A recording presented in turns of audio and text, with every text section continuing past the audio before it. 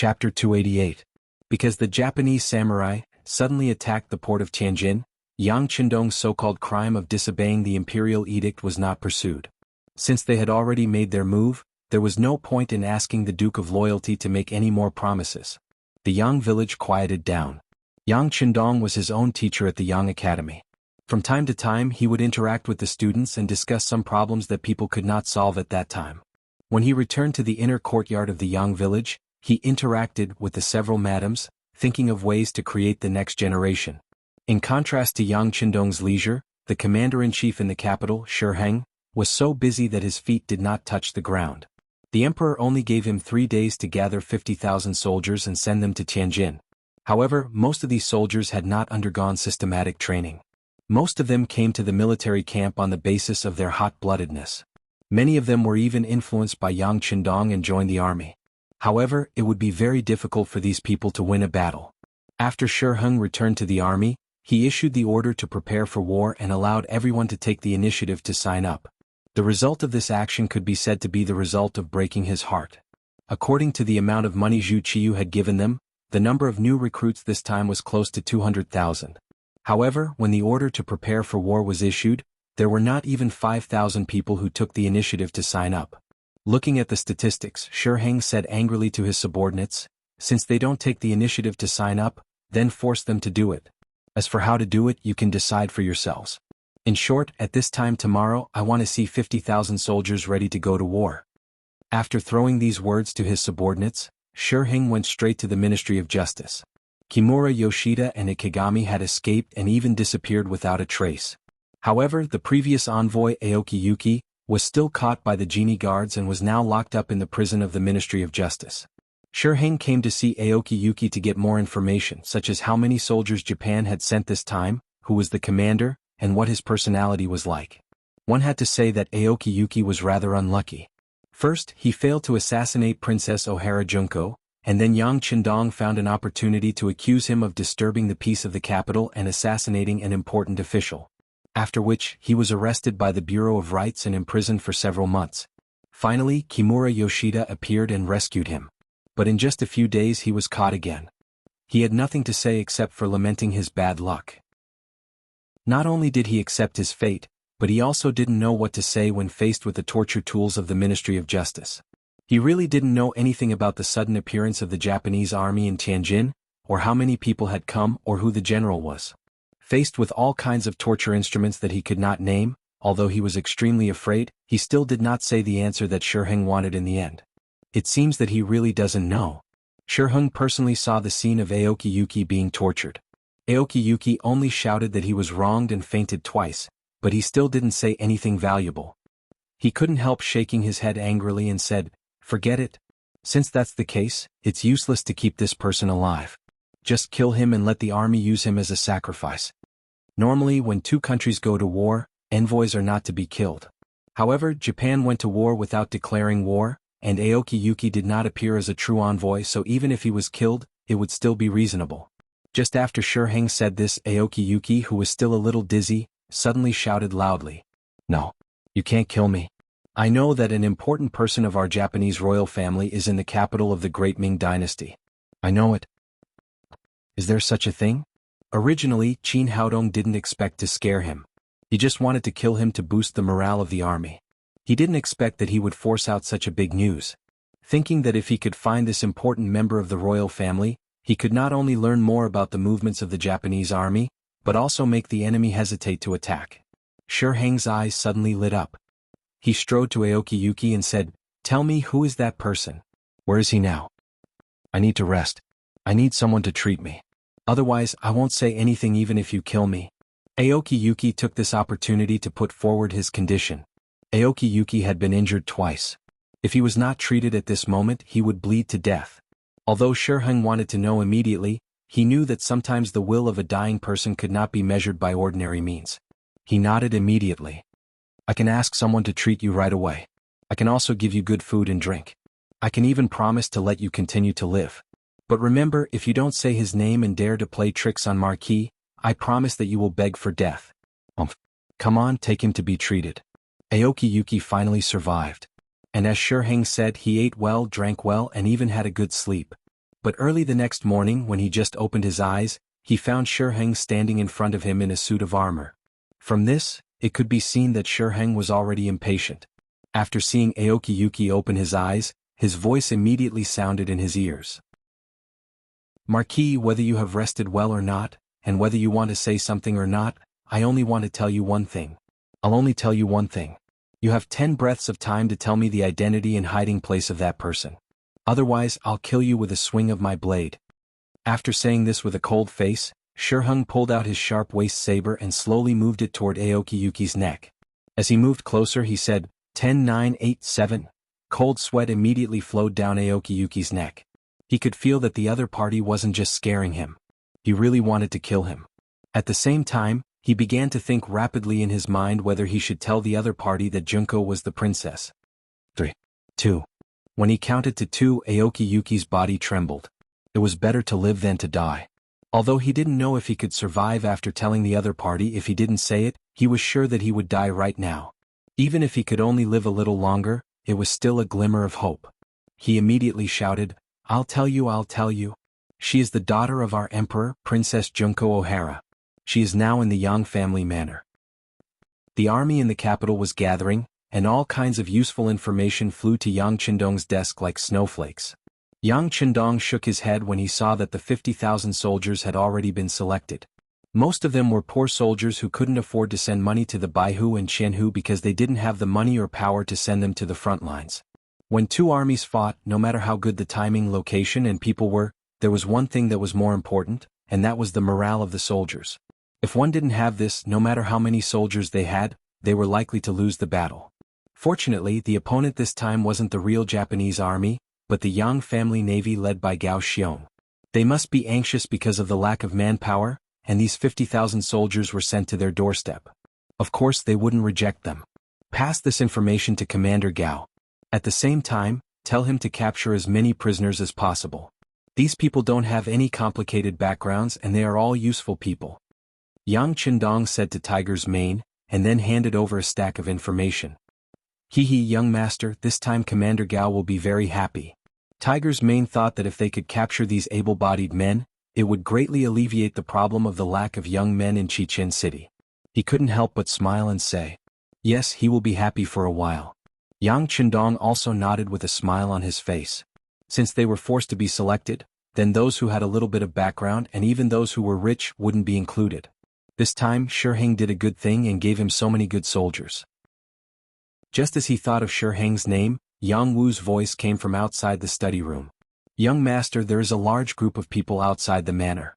It seems like there are soldiers, imperial guards and some eunuchs. Yang Qindong, who suddenly heard the news, showed a puzzled expression in an instant. Now that the war was imminent, no one should care about him, but why did so many people come? If they were looking for trouble, then it didn't make sense. In front of an external enemy, the most taboo thing was internal instability. Who had the guts to look for trouble at this time? Young master, I will immediately send people to be on alert. Hearing that so many people came uninvited, Tiger's man's body was overflowing with murderous intent. Appropriate precautions will be enough. They don't have the guts to look for trouble with young master. Yang Qindong shook his head decisively. If someone really wanted to do something bad to him, they would definitely not choose this time. Anyone with a little brain should know that this was not the time for internal strife. When Yang Qindong heard the news, Shiheng from the outer court of Yang Manor had already arrived with a large group of people. Aoki Yuki actually said that the daughter of the Emperor of Japan, Her Royal Highness, was in Yang Manor. This news made him excited and worried. He was excited because if the news was true, he could get more information about the enemy by capturing the princess. At the same time, he could use this to threaten the enemy not to act rashly. He was worried because this matter involved Yang Manor, which meant that it was related to the Duke of Loyalty. If the news was wrong and Aoki Yuki was talking nonsense, then he would become a gun in the hands of others. What a stupid thing to do. Shiheng was very smart. Not only did he have his own methods to lead troops to war, but he also had his own set of standards in dealing with people. At least he knew who he could deal with, who he could offend, and who he shouldn't. Chapter 289. In his mind, Yang Qindong was one of those people that he couldn't afford to provoke, perhaps even the most important one. This was because this young man had achieved success at a young age, had a straightforward temper and possessed considerable strength. If he were to offend him, it would truly be troublesome. Until his position was sufficiently stable, he didn't want to have anything unpleasant happen to him. Even in the imperial court, when everyone was impeaching Yang Qindong for his actions, he had cleverly refrained from taking a stand, only following the crowd. He didn't object, but he also didn't deliberately support anything. But this time the matter that Aoki Yuki had brought up was far too important, so important that he would rather offend Yang Qindong than take the risk. Thus he had come just so that he wouldn't push things too far. Not only had he come, he had also requested the imperial decree to invite the commander of the embroidered uniform guard, Hu Changning, and the imperial horse supervisor, Ru Zhu. He had invited Hu Changning because of his special relationship with Yang Qindong. With this person present, the matter wouldn't become so awkward that no one would be able to extricate themselves from the situation. He had invited Ru Zhu because he was one of His Majesty's subordinates. He wanted him to see everything so that His Majesty could better understand the situation. Outside the Yang clan manor, Shi Heng, Hu Changning, and Ru Zhu led a group of more than 100 people to stand in front of the manor. They allowed the servants of the Yang clan manor to enter and report, not showing the slightest hint of impatience on their faces. This alone was enough to express their sincerity. However, this kind of sincerity could only be given to Yang Qindong, the loyal duke. If it was any other minister, they would not enjoy such treatment. Once they had any doubts, they would directly kill their way in. How could they be so polite to you? Even if the other party was courteous, Yang Qindong couldn't just remain in the inner courtyard, and this wasn't even mentioning that his father-in-law was here. Under the protection of a group of mercenaries in camouflage uniforms, he came forward in a green robe. Camouflage uniforms held a special meaning in the eyes of important officials. Putting aside everything else, just the advanced firearms in their hands were enough to make countless people envious. But the only one in the capital who could truly command them was the Duke of Loyalty and Courage. It was said that not even the emperor could afford to invite him. The camouflage uniform also represented an existence that could not be offended. This was because not only did they represent themselves, but they also had a powerful force behind them. If they really offended them, fought with them, and suffered casualties, then who knew if the army behind them would send a large army to deal with them? If it really came, would the great Ming dynasty be able to withstand it? These were all unknowns. It was precisely because of the unknown that no one dared to try. This made the army seem even more mysterious and powerful. Now, as soon as these mercenaries appeared, it could be seen that there was a commotion in Shi Heng's troops. It was obvious that not only the officials, but even the soldiers knew how powerful these mercenaries were. Haha, I didn't know that the three of you would be honored by my presence. Please excuse me for not going out to meet you, Yang Qindong said as soon as he appeared and bowed to everyone. Everyone knew that this bow was for his father-in-law, Hu Jiangning, so other than him cupping his fist to return the bow, Shi Heng and Ru Zhu both smiled and did not say anything. After the salute, Yang Qindong still had a full smile on his face, but when he spoke, his confidence was obviously a bit stronger. But I don't know why you came to my Yang family village and made such a big scene. What's the matter? Doubts always needed someone to solve them. When Shi Heng and Ru Zhu's eyes fell on Hu Jiangning, although he was unwilling, he could only open his mouth and say, Duke of Loyalty and Courage, the matter is like this. The former Japanese envoy Aoki Yuki pointed out that there is a very important person in Japan in our great Ming dynasty, and he is in the Yang village. This time we came to take this person away. As soon as Hu Jiangning's words fell, Yang Qindong's eyebrows slightly furrowed at first, but then they quickly relaxed. He finally knew the purpose of the other party's visit. It seemed that the fact that Junko was the princess of Japan had been exposed. Yang Qindong had already mentally prepared for this. After all, the fact that Junko was the princess of Japan was not a secret. In addition, she was originally beautiful and was cultivated as a seed by the Emperor of Japan. There were too many people who knew her. It was too difficult for such a famous person to not be known by others. Fortunately, this person's value had been used when he killed Kimura Yoshida and Aikisheng yesterday. It was not a waste to keep him around for so long. But there were more important things that required Junko's cooperation in the future. How could he just hand her over like this? Not to mention, what kind of place was the Yang village? How could they allow others to take people away just like that? He was a little unwilling in his heart, but since his father-in-law said so, it was absolutely impossible to drive him away directly. He still had to give face. When he looked at his father-in-law, his eyes were full of smiles. So that's how it is. In that case, let's arrange for Junko to come here. Tiger's Mane, go and bring her out. Yes, young master. Tiger's Mane nodded and turned to leave. His mind was full of the look that Yang Chendong gave him as if to remind him of something. When he considered that the young master treated Junko differently, he made a decision.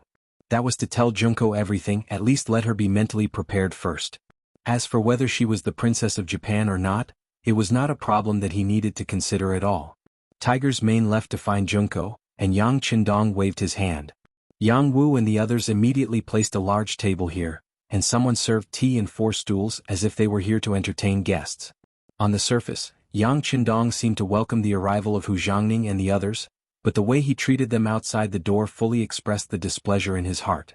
Since they had come uninvited, then there was no need for them to enter the manor. They could just stay here. As long as they could hand over Junko, it didn't matter to Shiheng and the others whether they entered the village or not. Yang Chendong's past experience taught them that it was best not to provoke him unless they felt that they were strong enough. Otherwise it was better to avoid him. Even if there were some things that couldn't be avoided, it was best not to enter the village. The 3 of them sat at the temporary table without the slightest bit of displeasure. They drank their tea in satisfaction and were even able to reveal the scene of them chatting and laughing. Yang Chendong's face had been maintaining a formulaic smile, but the more it was like this, the more no one dared to look down on him. Even Shiheng secretly observed him several times. He found that the more contact he had with this person, the more he couldn't see what this person was thinking. It had already been proven that this kind of person was the most terrifying. He couldn't help but think that if Hu Jiangning didn't come with him today, it would be impossible to make him hand over Junko. He couldn't help but feel lucky that he had found such a good helper.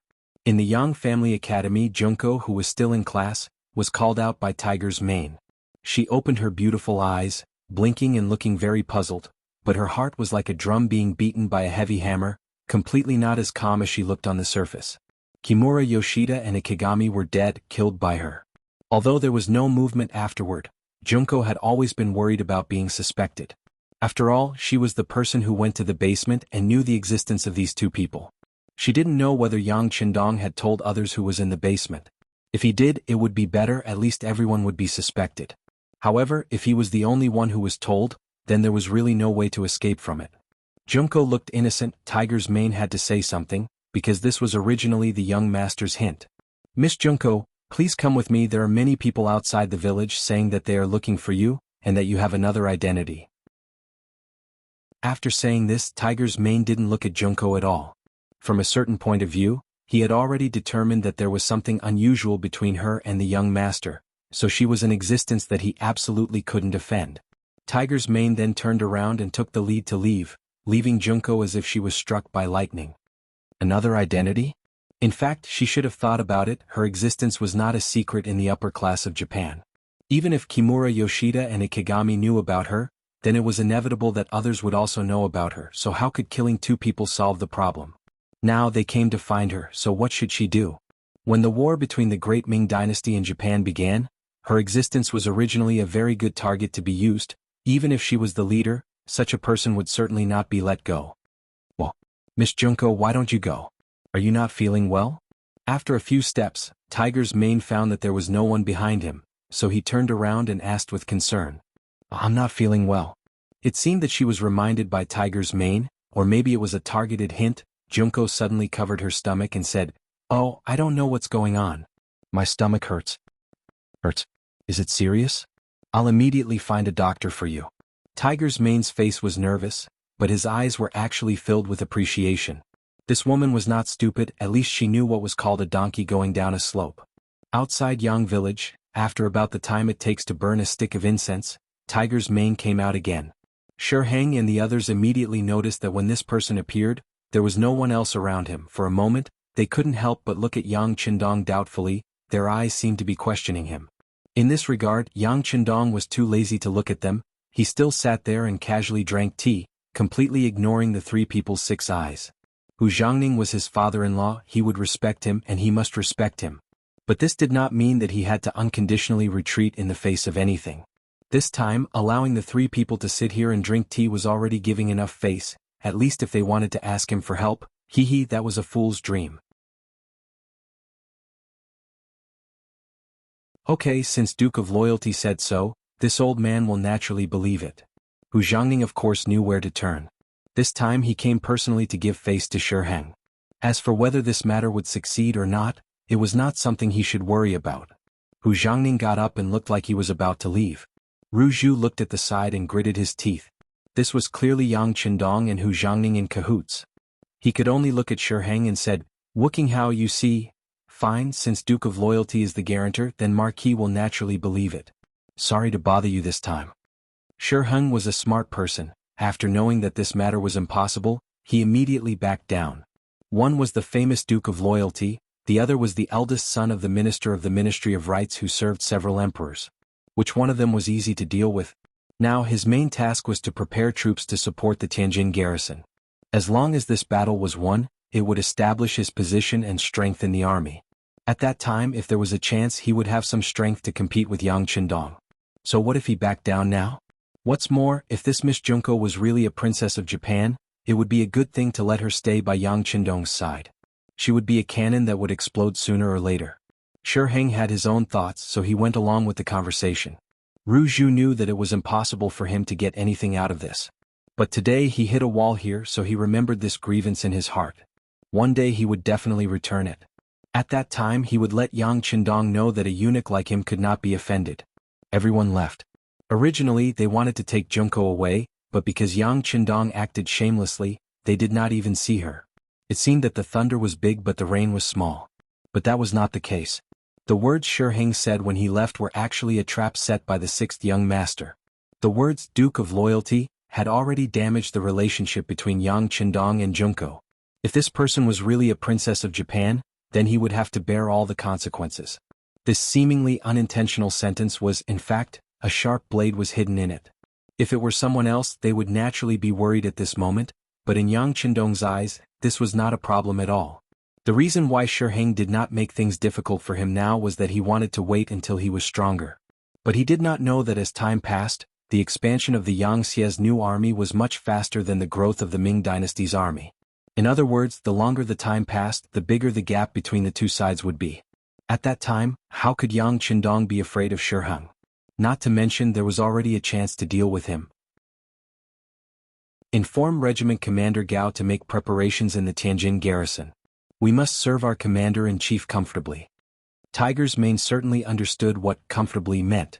Although Shi Heng seemed to give Yang Qindong a lot of face on the surface, it was just an act. He wanted the Duke of Loyalty to ignore his existence and development. If he really wanted to give face, then he should not have brought people here today.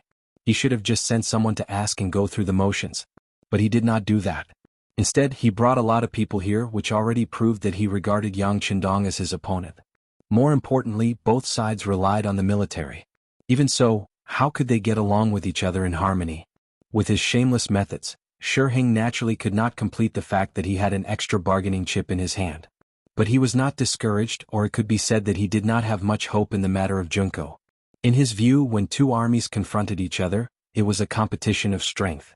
This included military strength, financial strength, and national conditions. And these Ming dynasty warriors should be much stronger than the Japanese samurai. Even so, what was there to be afraid of? He only needed to fight steadily. Once he reached a stalemate with the Japanese army, the final victory would belong to him.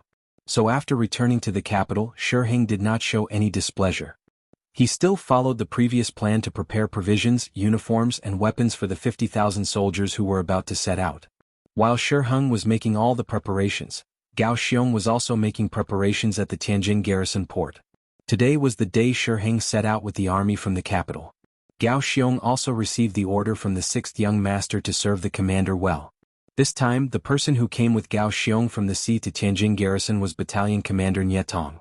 In the temporary command center, there was a huge sand table, which showed the complete topography of the nearby area. It was easier to see the situation and make better military decisions. The sand table showed that the distance from the capital to Tianjin garrison was less than 300 li. In other words, if the army was fast enough, they could reach here in just one day. Of course, the roads in the Ming dynasty were not developed. It was very difficult for 50,000 soldiers, and most of them were infantry, to travel 300 li in one day. Even elite soldiers could not do it. But Gao Xiong still made arrangements and called several battalion commanders and company commanders to discuss countermeasures. The Yangtze new army had a good tradition.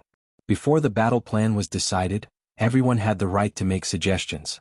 But once the plan was decided, no one could have any other doubts.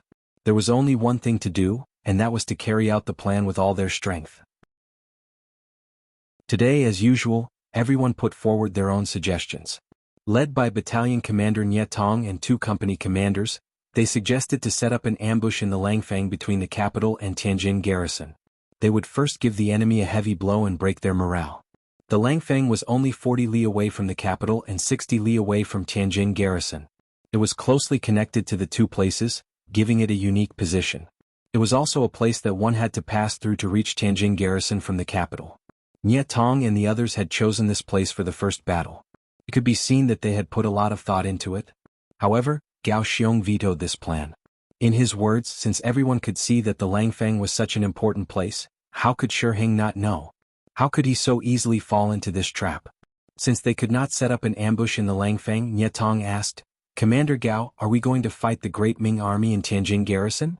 The 6th young master said that in order to not reveal our true identities, it is best not to use firearms in this battle. We only have 2,000 people, so how can we be a match for the 50,000 great Ming army? Who said we can't win if we don't use firearms? Who said we can only fight them in Tianjin garrison? Have you forgotten the sparrow tactics taught by the 6th young master? Gao Xiong laughed as if he had a card up his sleeve. Sparrow tactics was a guerrilla tactic commonly used by China's militia to defeat the strong with the weak. Groups formed by the militia would come and go, gather and disperse and be proactive and flexible. They would appear and disappear mysteriously to attack the enemy. During the War of Resistance against Japan, the militia of the anti-Japanese base would sometimes be in 2s or 3s, and sometimes in groups. They would appear in the mountains, forests, narrow valleys, tunnels, dark holes and green gauze tents. Like sparrows pecking at food, they would shoot here and there, catching the enemy off guard and attacking them fiercely. Chapter 291. When the enemy counterattacked, they would immediately retreat and conceal themselves without a trace. When the enemy retreated, they would charge forward with the sound of gunfire and the sound of killing filled the air. This would cause the enemy to be unable to hit them, unable to chase after them, unable to eat well, unable to sleep soundly, uneasy and battered. In summary, there were 3 points: ambush, ambush and obstruct. Sparrow tactics? After hearing this, Nie Tong and the other company commanders couldn't help but feel shocked. They instantly thought of the great Ming dynasty's army being split up and thrown around in circles. Yes, it is the sparrow tactics, Gao Xiong said with a decisive tone. Then he pointed at the sand table and continued, "In this battle we can't use a large amount of firearms. This means that our greatest advantage has been suppressed. If we want to win with a few people, we can only use sneak attacks and harassment. Fortunately, our cold vanguard soldiers are elites. They are all 1 in 100 or even 1 in 1,000. Even the 2,000 auxiliary soldiers accompanying us are slightly stronger than the great Ming dynasty's elites. As long as we adopt the strategy of having the veteran lead the troops, with one Leng Feng leading 5 auxiliary troops, breaking up the whole into smaller groups and harassing them in small groups, we will be able to give the enemy the impression that there are soldiers everywhere. When they are exhausted, we will suddenly gather in one place and launch a large encirclement and annihilation. This battle will be decided." Gao Xiong's expression was serious, but his eyes were filled with excitement. After he finished speaking, he looked at Nie Tong and the others and said, "In this battle, we will use our actions to tell the 6th young master and all the soldiers and civilians in Crimson City that we can not only be dragons of the sea, but also tigers of the land. Yes, we are not only dragons of the sea but also tigers of the land." Nie Tong and the others stood solemnly and roared excitedly. Under Gao Xiong's leadership, the strategy was set. Next, it was time to redistribute the soldiers. In order to achieve the effect of having soldiers everywhere, the 400 cold vanguard soldiers were divided into squads. The first squad had 10 people and 50 auxiliary soldiers. This way each squad had 60 soldiers. This way they could hide themselves well and launch small-scale attacks. At the same time they could train their troops. Presumably, after this battle, some of the auxiliary troops would have the opportunity to enter the cold front. There were exactly 4,000 people, divided into 40 small groups. After a day they disappeared from the Tianjin Guard, hiding in the vast sea of commoners. According to Gao Xiong, this time, not only did they want to attack the great Ming dynasty's army, but they also wanted to abduct a large number of people. With the rapid development of Crimson City, it could be said that the city changed every day. If they wanted to maintain this speed, they needed a lot of manpower. Even the elderly and children could be used. Using the sparrow battle tactic, the soldiers infiltrated the commoners and encouraged them to bring more poor people to Crimson City. They would work hard and contribute to the development of the city and their beautiful future. The sparrow tactics began to be implemented. More than 2,000 cold fronts were like leaves blown by a strong wind, disappearing without a trace overnight. However, Commander-in-Chief Shi Heng, who was cautiously rushing to the Tianjin garrison, was unaware of all this. Not only that, but as Gao Xiong expected, the army was moving forward steadily. Originally, it was less than 300 kilometers away. Logically speaking, it would take at most 1.5 days for the army to reach this place. However, 2 days had already passed, and the army was still searching outside Langfang City. Shi Heng believed that if he were in Gao Xiong's shoes, he would definitely set up an ambush here. Therefore, as soon as they entered Langfang City, the army of 50,000 became extremely cautious and searched the villages one by one. They stayed here for 2 days and it turned out that they did not find any enemies here. Haha, it seems that the Japanese army is afraid. Very good, order the army to speed up and enter the Tianjin Guard as soon as possible to eliminate these foreign races. The emperor is still waiting for our report of victory. Since they did not encounter any danger in Langfang City, Shi Heng's originally cautious heart became much bolder. He thought that the Japanese army was not familiar with the terrain and did not dare to come out to fight. Therefore, he became bolder and ordered the army to speed up and go straight to their destination, Tianjin Guard. However, as soon as they took a big step, accidents began to appear one after another. Originally, they were prepared to have a good night's rest and go straight to Tianjin Guard tomorrow. However, during the night of camping in the wild, the entire military camp was attacked from all directions. Fire crossbows were used to attack from afar, short bows were used to attack from close range. In just one night, more than 5,000 Ming soldiers lost their place to rest, and about 2,000 of them suffered different degrees of trauma. According to the final summary of the data, at least 7 or 8 strongholds were attacked. In other words, at least 7 or 8 enemy forces launched a sneak attack on them tonight. How can there be so many? How many people are there in the Japanese army? Looking at the summary of the battle report, Shi Heng's eyebrows had long been knitted together. Because of the darkness, the great Ming dynasty's army couldn't clearly see how many enemies there were. They could only hear bursts of battle cries coming from all directions. The soldiers, who had already become timid because of their excessive caution, began to retreat when they heard the shouts. How could they have the time to see how many enemies there were and what kind of weapons they were holding? Without a specific battle report, Shi Heng could not make an accurate judgment, which also caused him to be unable to find a better solution to the surprise attack in front of him. The only thing he could do was to shrink the army and set up defenses carefully. However, this was a passive defense. Not only did it greatly delay the speed of the march, but it also shook the morale of the army. However, Shi Heng did not have a good solution for these elusive opponents. If he sent a large group of people out to encircle and suppress them, they would not be able to find them at all. It would only be a waste of manpower and resources. If he sent a small group of troops, they often did not return or returned with heavy injuries. A small group of people who were lucky came back and said that the enemy seemed to be everywhere and endless. After staying outside Langfang City for 2 full days, they had been attacked more than 60 times. That was to say, of the 40 small branches under Gao Xiong's command, every single one of them had attacked at least once. More than half of them had attacked at least twice. Under so many attacks, the result was that the Ming army lost nearly 10,000 people. Most of them were injured and not even 1/10 of them were killed. The battle losses were not small. After all, they had lost 1/5 of their troops without even seeing the enemy. They did not dare to imagine what the result would be if they faced the enemy head-on. Of course, this was because the Ming army was mostly new and had not been on the battlefield and had no experience.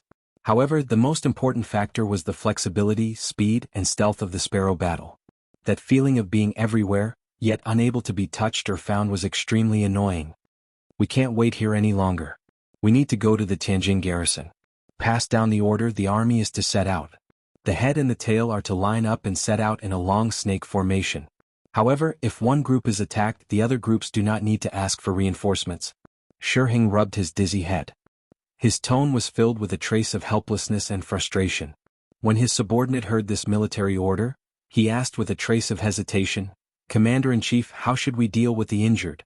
Many of them have leg injuries, and I'm afraid that they won't be able to follow the army for a while. They should all stay behind. At the same time, send out a 500-man squad to protect them and send them back to the capital," Shi Heng said, a resolute light in his eyes. This was how it was on the battlefield. Once one was injured and could not move freely, one would become a burden. People like this would naturally be abandoned. After the order was given, the army of 50,000 abandoned nearly 10,000 men and set out for the Tianjin garrison several dozen kilometers away. As Shi Heng's army was setting out, Battalion Commander Nie Tong led 20 squads to follow. Gao Xiong did not follow. Instead, he led the other squads to the 10,000-some wounded soldiers left behind. In Shi Heng's eyes, these wounded Ming soldiers were a burden, but in Lung Feng's eyes, they were treasures. If there was one thing that Crimson City lacked the most, it would be men in their prime. Furthermore, these injured soldiers who could not move freely for a while were highly sought after. In order to quickly subdue these injured Ming soldiers, Gao Xiong finally drew his sword. The elite Cold Vanguard soldiers were all equipped with super-strong combat abilities. The thousands of auxiliary soldiers who had also undergone strict training suddenly surrounded the Ming soldiers like phantoms. Even though they were outnumbered, a single wave of attacks was enough to subdue the 500-man escort. When the advanced firearms were taken out, the wounded Ming soldiers quickly gave in. One of the reasons for this was because they were afraid of firearms, but it was also because they yearned for mercenaries. Many of them had even thought of learning more about mercenaries and joining them. It was just that they did not have the opportunity to do so. Now that the opportunity had appeared, many of them were secretly delighted. They felt that this was an opportunity bestowed by the heavens. When some of the wounded tried to resist, their weapons were snatched away by the other Ming soldiers. According to these people, this was an opportunity that they could not even ask for. Since it had appeared, how could they reject it? The operation of subduing the wounded soldiers went extremely smoothly, out of Gao Xiong's expectations. At this moment he finally knew that the 6th young master's work in the capital over the past year had not been in vain. While he was happy, he also cautiously gave the order that not a single Ming soldier could be allowed to leave the group. At the very least, the news of the mercenaries appearing here could not be spread. It seemed impossible for 1,000 people to gather nearly 10,000 wounded soldiers. However, with the help of the wounded soldiers of the Ming army who had a good impression of the mercenaries, the operation went unexpectedly smoothly. Chapter 292. As for Shi Heng, when he led the 40,000 troops out of the Langfang and came to the wilderness, he was like a live target, being attacked all the time. Short bows were used when they were close, and long bows were used when they were far away. When he sent a limited number of cavalry to chase after them, the other party ran away faster than a rabbit. Shi Heng's mouth was filled with blisters due to the tactic of, you walk, he disturbs, you stop, he hits, you chase after him. He was really furious, but he didn't have any better ideas. Originally, the army could have covered dozens of kilometers in half a day, but it took more than a day. It was not until the evening of the second day that they arrived at Tianjin Guard. As soon as he entered, the scene he saw made Shi Heng feel like he had been played and cheated. There were still Ming soldiers standing guard at the gate of Tianjin Guard, and the people in the city walked as usual in an orderly manner. How was this even the slightest bit like he was being attacked and trying to rescue someone? Shi Heng, who couldn't figure out what was going on, immediately sent someone to call the Baihu officer who was guarding the city. Only then did he learn that the Japanese samurai had suddenly disappeared 4 days ago. As for where they went, they didn't know.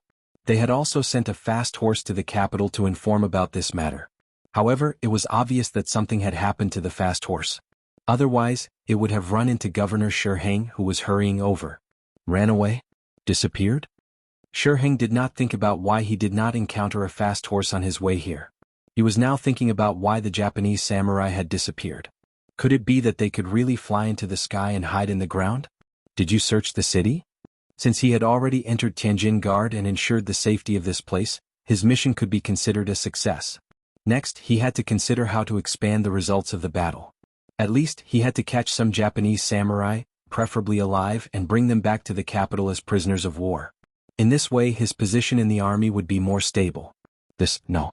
The Baihu officer guarding the city shook his head with some difficulty. In fact, with the number of troops in his hands, he did not dare to do such a thing. He was naturally happy that the Japanese army did not appear. How could he take the initiative to look for them? Trash. Hearing the official's reply, Shi Heng's face was naturally filled with displeasure. Then, as the commander-in-chief, he gave the order to take over the city's defense. He also requested that starting from the next morning, there should be a large-scale manhunt in the city. He did not believe that the Japanese army would withdraw so completely. There must be some people left behind to inquire about the news. As long as they could catch them, it would be a great achievement. Because of Shi Heng's arrival, the Tianjin Guard became even more chaotic. The people in the city who had just rested for a few days found that the reinforcements of the great Ming dynasty had rushed into the people's homes like tigers and wolves. They rushed into the shops on the streets, rushed into the mansions and rushed into the mansions. Speaking of which, these Ming soldiers had been suppressing a belly full of anger. Along the way they were constantly ambushed. Now that they finally had a chance to vent their anger, how could they be courteous? Immediately they would not let go of any suspicious place in the city. Those who were wrongly arrested filled up the entire prison cell. This naturally caused the people's hearts to be in chaos. The elderly and children were bullied, women were bullied, and adult men were wrongly arrested as spies. It was not uncommon for them to be wrongly arrested. The atmosphere in the city was foul and chaotic. These Ming soldiers had just joined not long ago and had not undergone systematic training. Even in terms of military discipline, their self-discipline was extremely poor. Now, they could openly do some things that they did not dare to do before. It was like a competition to see who could snatch more women, who could bully people better, and who could extort more money. Most of them were sent to Commander-in-Chief Shi Heng. As the general in charge of the army, his subordinates would naturally give him a lot of benefits. Looking at the silver tails that were quickly piled up like a mountain, Shi Heng, who originally wanted to restrain his subordinates, simply shut his mouth. If he wanted the soldiers to work for him, he had to give them benefits. As long as they were obedient and obeyed his orders, he could just turn a blind eye to some small mistakes. After a large-scale search, they really did find something. Some of the Japanese descendants who originally lived here were captured and then treated as spies for the Japanese army. They were tortured, and in the end they would say whatever you wanted them to say. These real Japanese people who had gone into hiding when the Tianjin garrison was attacked by the so-called Japanese army became scapegoats at this moment. In the end, more than 300 people were captured, and their case files were pushed to Shi Heng. With this harvest, Shi Heng's expression finally improved. Thinking that the emperor was probably waiting for good news in the capital, he personally wrote a letter and wrote down his harvest. For example, on the way from the capital, he had fought dozens of battles with the Japanese army. In the end, he had successfully killed more than 10,000 people and captured more than 300, but his own army had also lost more than 10,000 people. The written battle report, which could also be said to be a request for merit, was quickly sent to the capital by horse.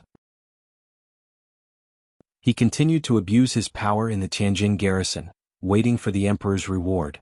Then he would find a suitable time to return to the capital as a meritorious official.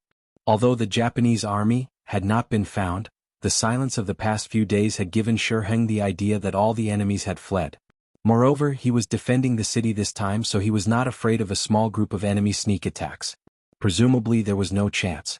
These Japanese soldiers who had problems with food and shelter should have retreated to the sea.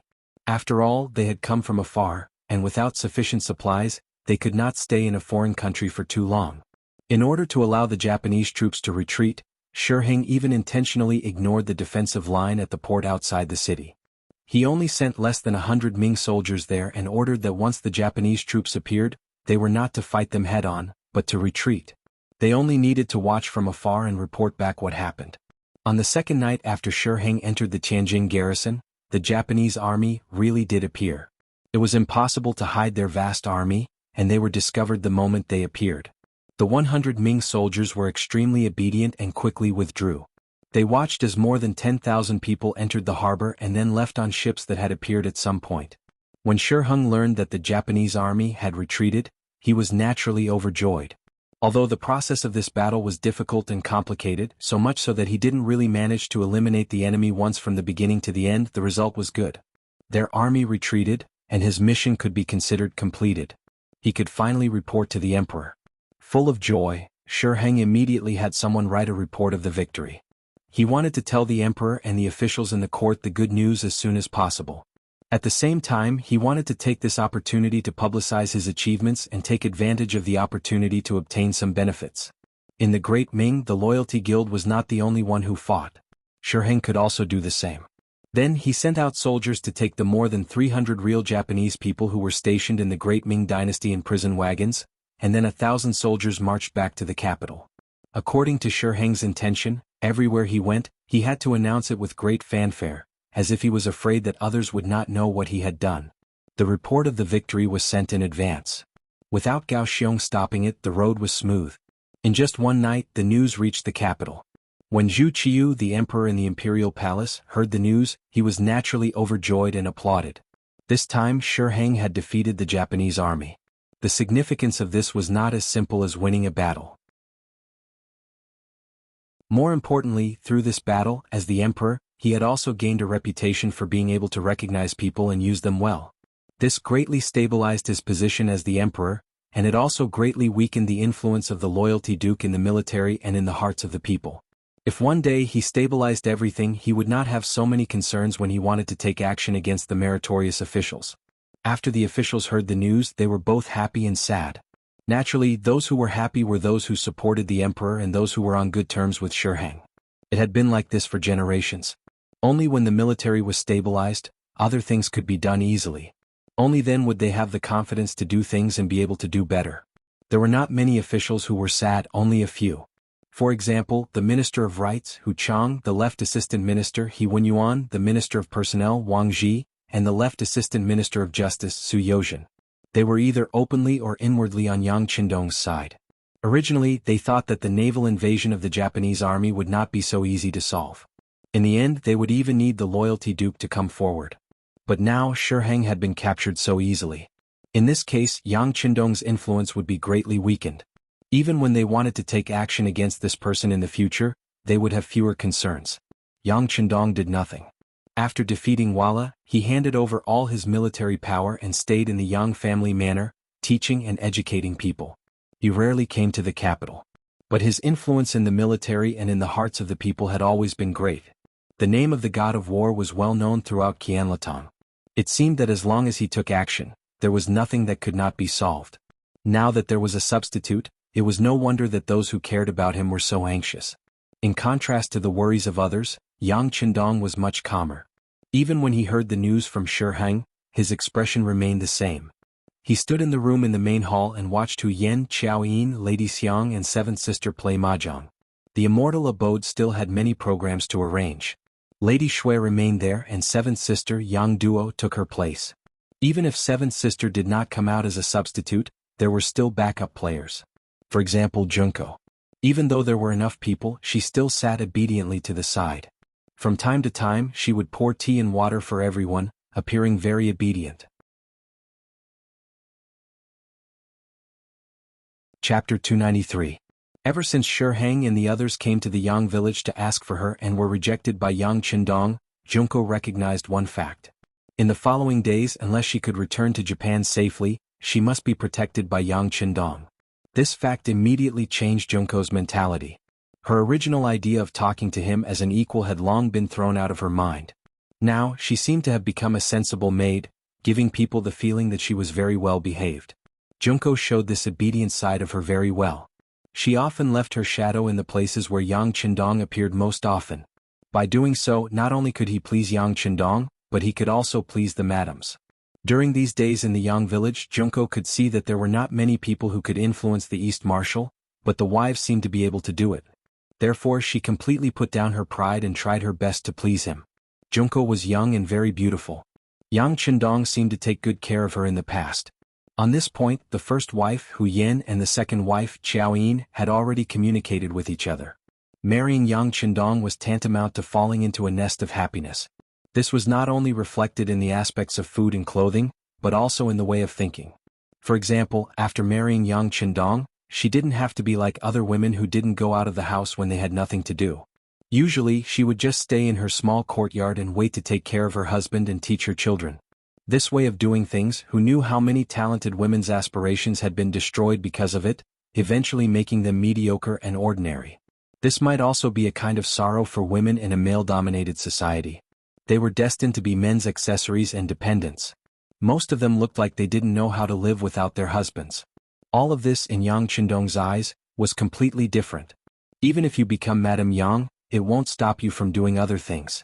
On the contrary, as long as one was willing, one could get 100% support in whatever one did.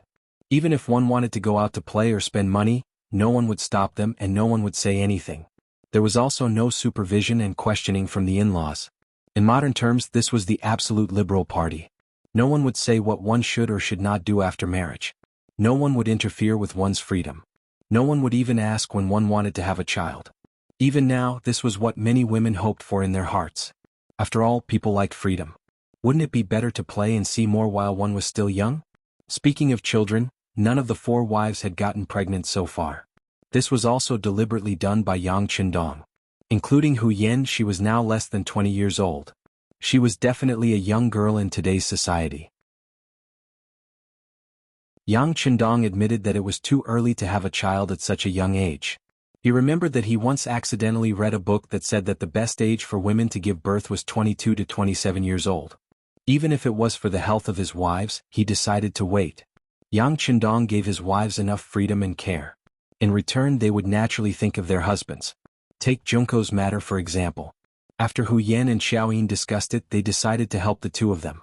They could see that there were feelings between the 2 of them. Of course, no woman was willing to share the man she liked with others. It was just that in the society at that time, it was normal for a man to have 3 wives and 4 concubines. Some even had many mistresses outside. Because of this, families were not harmonious. There were even many people who caused trouble for Xiao Chang. However, these did not seem to be a problem in Yang Qindong's eyes. Because he had enough ability to care for each of his wives. This ability did not only refer to financial resources and power, but also to his body. At night he was full of energy. Sometimes Hu Yan and the other 3 women could not handle him. This might have something to do with his modern brain and ancient body. In this regard, sometimes Yang Qindong wondered if he had gone through something unknown that caused his body to mutate. Was that why he was so strong? Naturally. There was no man who did not want to be strong in this aspect. All in all, the result was good. Since Yang Qindong couldn't find the reason, he didn't probe any further. It was precisely because Yang Qindong was too perfect in all aspects that Hu Yan and Xiaoyin decided to pull Junko in as a sister after discussing it. It was just that there were some things that could not be said directly. Otherwise it would be easy to overreach. This was why they took things slowly. First, they allowed Junko to enter the main hall and watch them play mahjong. It was an opportunity to slowly integrate into the group. Junko was given this opportunity, so naturally she would cherish it. It was also after entering this place that she saw more deeply that Yang Qindong was different. His care for his wives and his 7th sister made him more tender in Junko's heart. Junko even had thoughts that being able to marry Yang Qindong was not a bad thing. It seemed that he was very good to his wives and did not have any intention of treating them differently. Several times she saw the 2nd wife, Xiaoyin, and the 1st wife, Hu Yan, playing with each other. Just this scene alone was something that would never happen in the other great clans. It was because she slowly integrated that her impression of Yang Qindong became better and better. Junko believed that men should be like this. They should have an iron-blooded side, but they should also have a tender side. They should be decisive in doing things, but also have enough patience to get along with their loved ones. In these aspects, it seemed that Yang Qindong did very well and was impeccable. The mahjong game was still going on, but a few people were still thinking about it. At this moment, Tiger's Mane quietly came in and cast a look at Yang Qindong, indicating that there was news. Let's talk here, there are no outsiders. Yang Qindong saw that Tiger's Mane had finally appeared, and the corner of his mouth twitched slightly, revealing a smile that no one knew. Even his eyes, intentionally or unintentionally, swept over Junko, who was sitting there with a heavy heart. The young master asked him to talk, so it was not a shameful thing.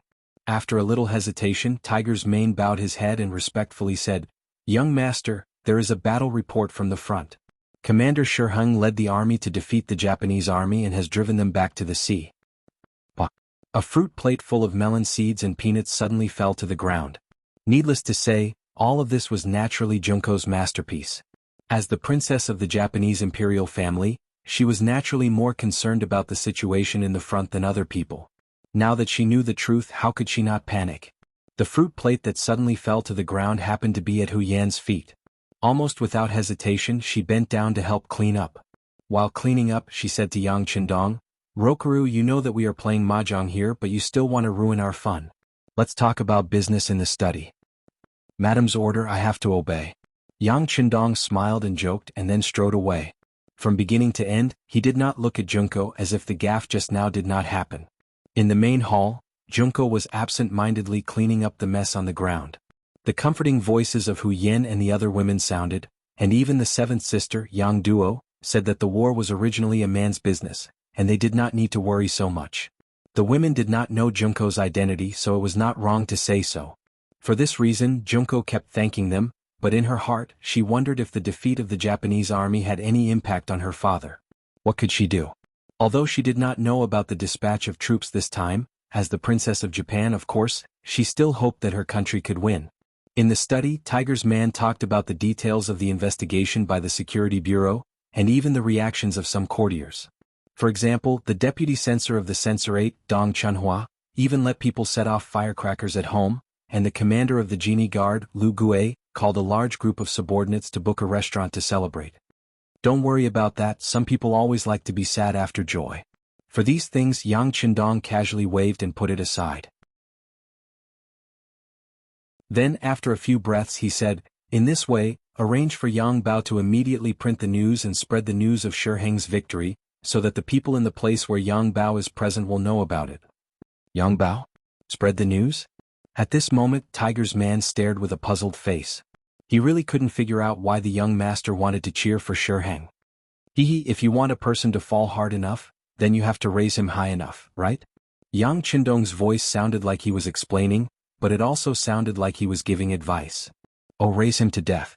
I understand, young master. Tiger's man was suddenly enlightened. As one of the most trusted people of Yang Qindong, he knew that the ones who really left at sea were not Gao Xiong's main force, but more than 10,000 captured Ming dynasty troops. In other words, Gao Xiong and the others hadn't left. They had just created an illusion. However, in the joy of victory, or perhaps it could be said that Shi Heng, who urgently needed a victory, and even Dai Zong and Zhu Qiu, who also needed a victory, seemed to have overlooked those wounded soldiers. Since the other side had exposed a flaw, Yang Qindong would not let it go and spread the news of the victory. If the final result was not like this, then the slap in the face would be loud enough. At that time, whether it was Shi Heng or Dai Zong, their expressions would be very interesting. More than 10,000 wounded soldiers suddenly disappeared. In the face of the news of the victory, people took the initiative to ignore it. But the truth was the truth, and it would not happen just because you did not want to see it.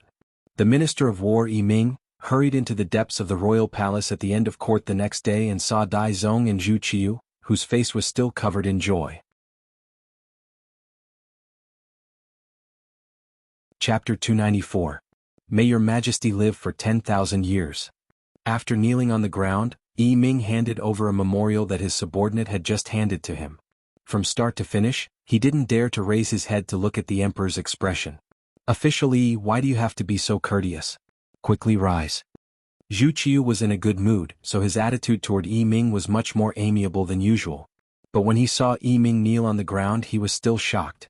The Ming dynasty was particular about ruling the world together with the scholar officials. Unless one was guilty there was no need to kneel when meeting alone. Chief eunuch Jining, who had also sensed that the atmosphere was not right, walked down the steps and took the memorial that Ming had handed over to Zhu Qiu. After receiving the memorial, Zhu Qiu's expression changed a little. I wonder what memorial this is to make official so anxious. As if to encourage himself, the memorial was opened. Then he saw the young emperor's expression change greatly. The memorial wrote that the 10,000 wounded soldiers of the Ming dynasty who should have returned to the capital the day before yesterday had suddenly disappeared. They had all been injured on their way from the capital to the Tianjin Guard. Originally, they had been ordered by Commander-in-Chief Shi Heng to return to the capital from outside Langfang City.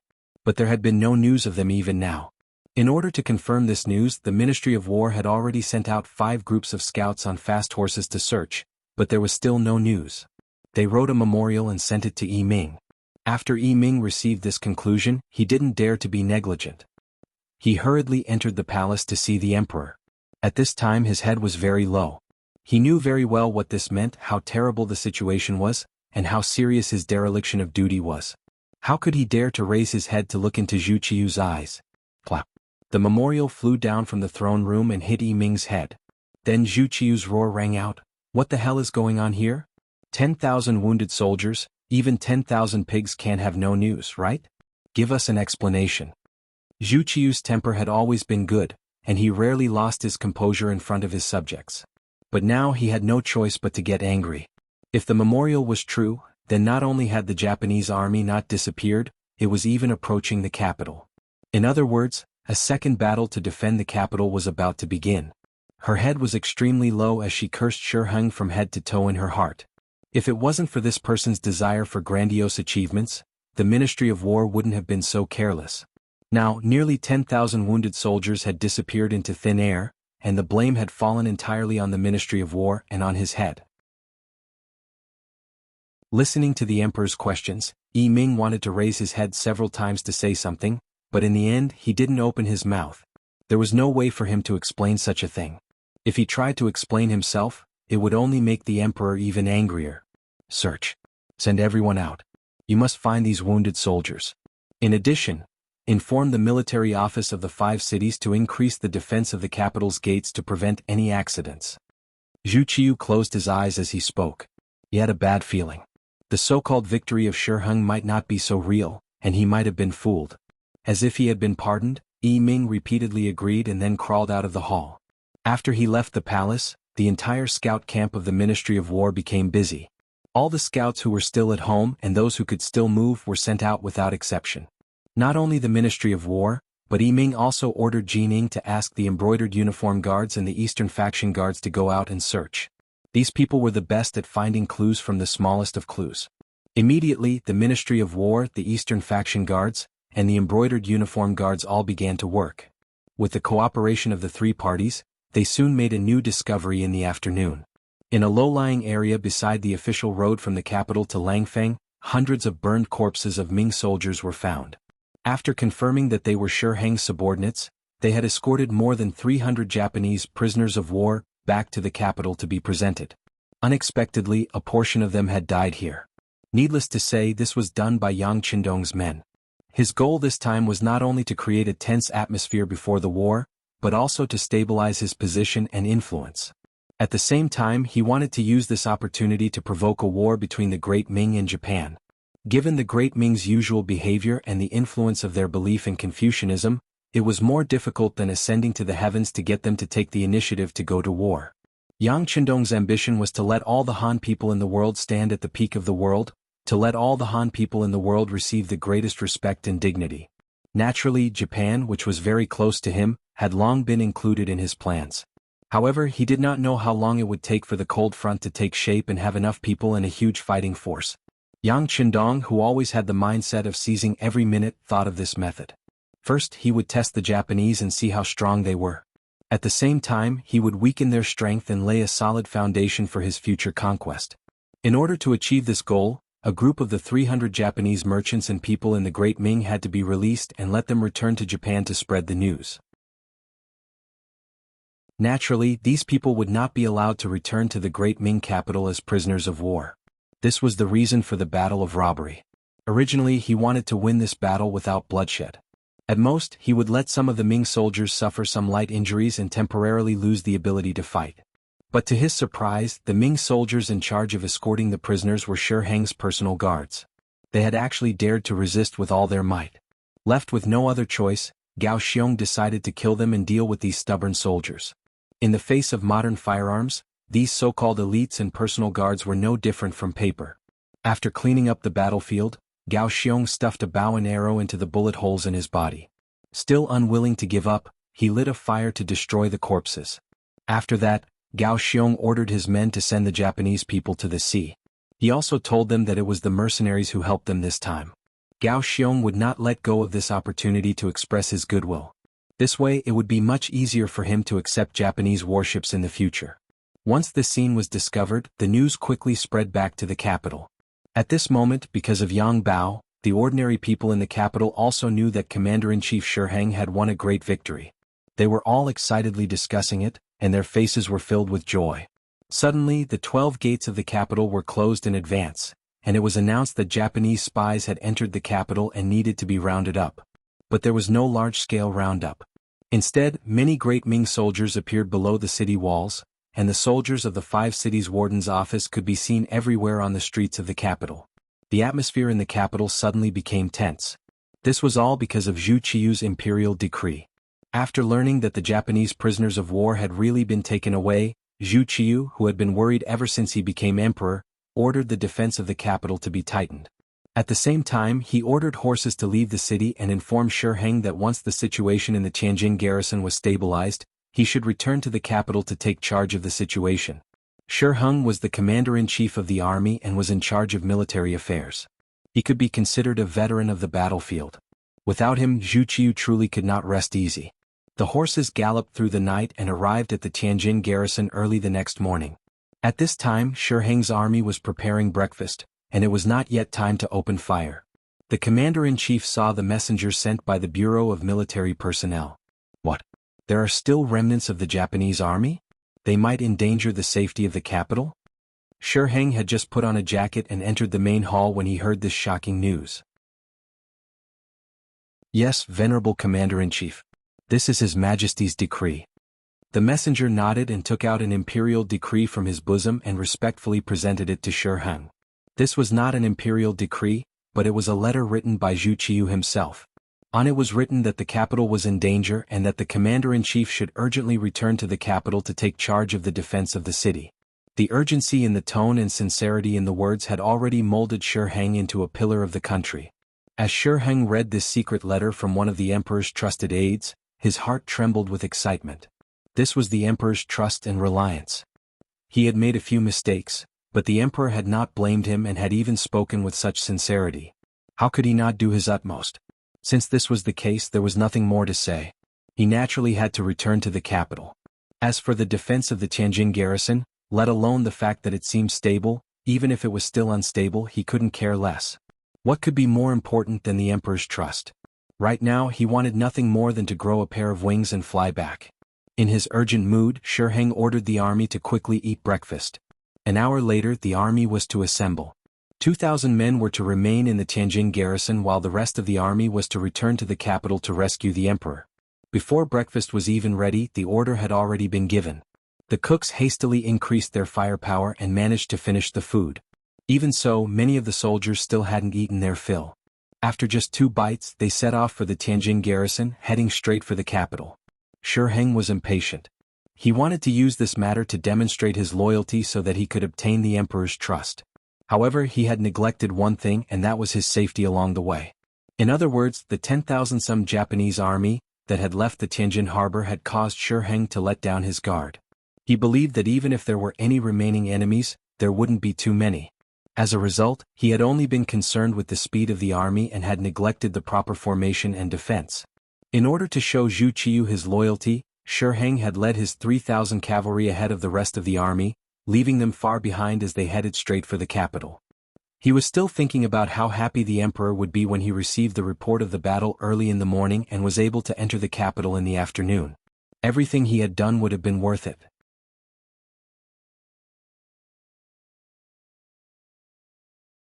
Chapter 295.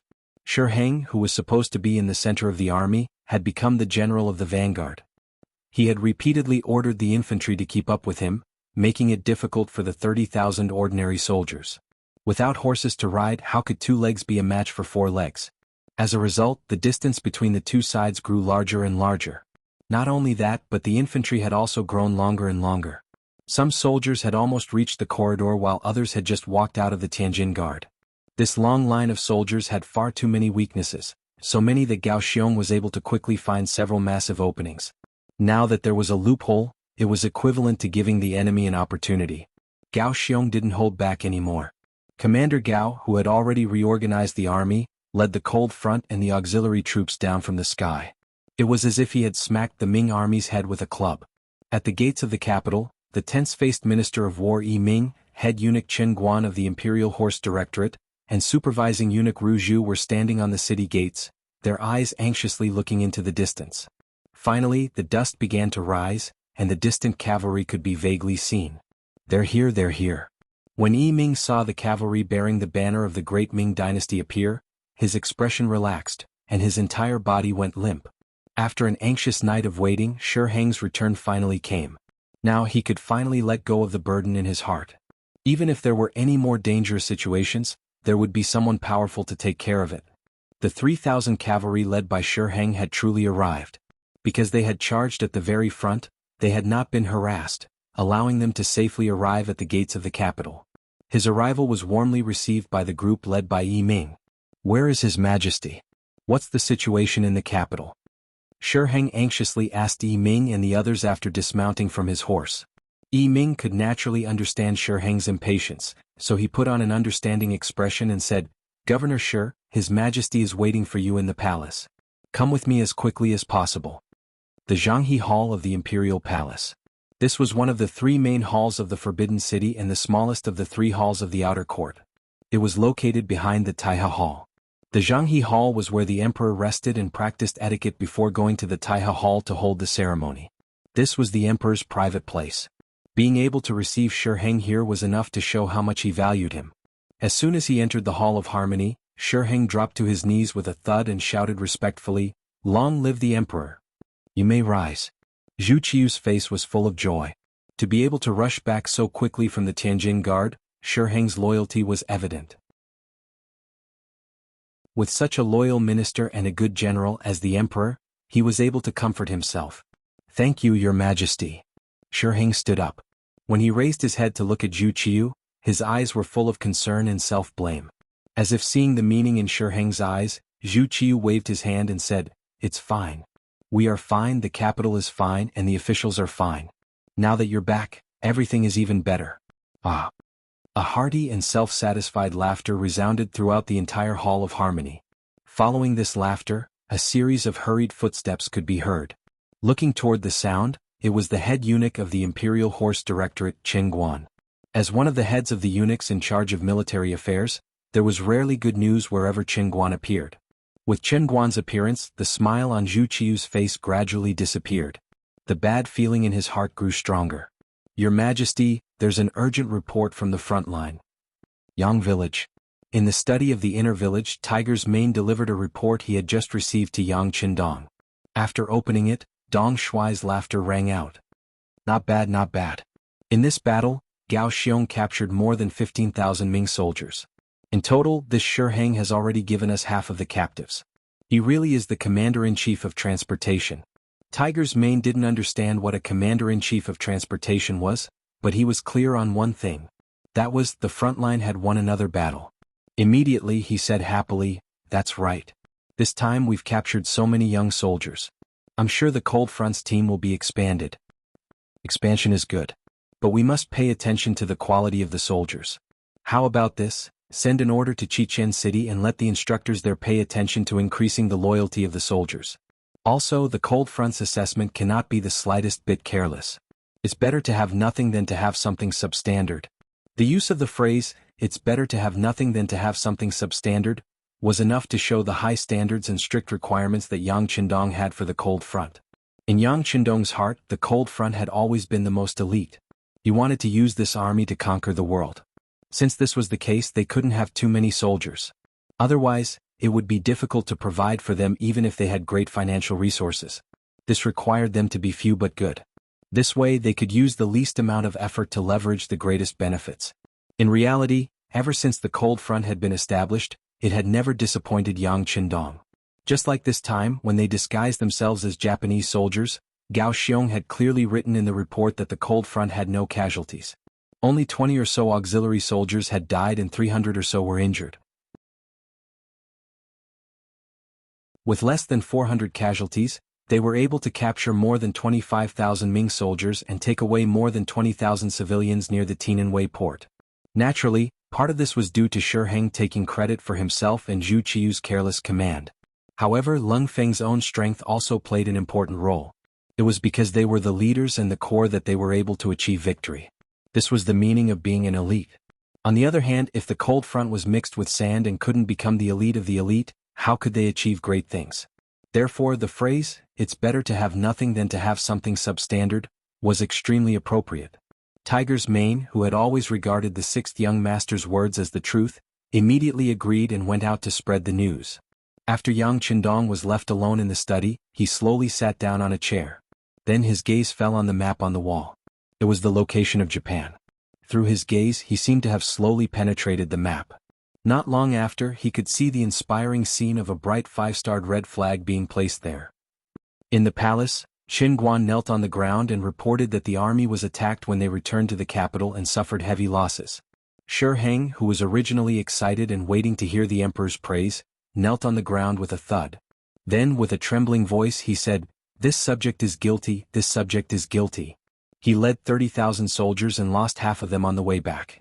This was indeed a serious crime. If it was any other emperor, he would have been sent to prison. Naturally, Zhu Qiu was also very angry. However, he knew that Shi Heng couldn't be moved at the moment.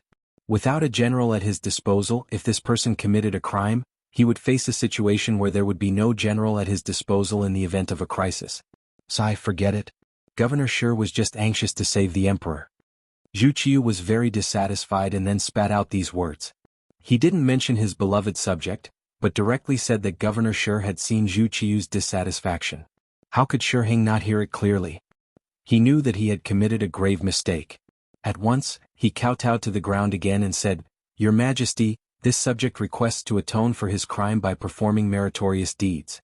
This subject will definitely find the main force of the Japanese army and fight them to the death. We will rescue the prisoners and show the great Ming dynasty's courage." "Good, since that is the case, I will allow you to atone for your crime and perform meritorious deeds. I hope that this time you can bring me good news. Go." Zhu Qiu, who was somewhat disheartened and disappointed, forced himself to be spirited and said. However, he was actually very depressed.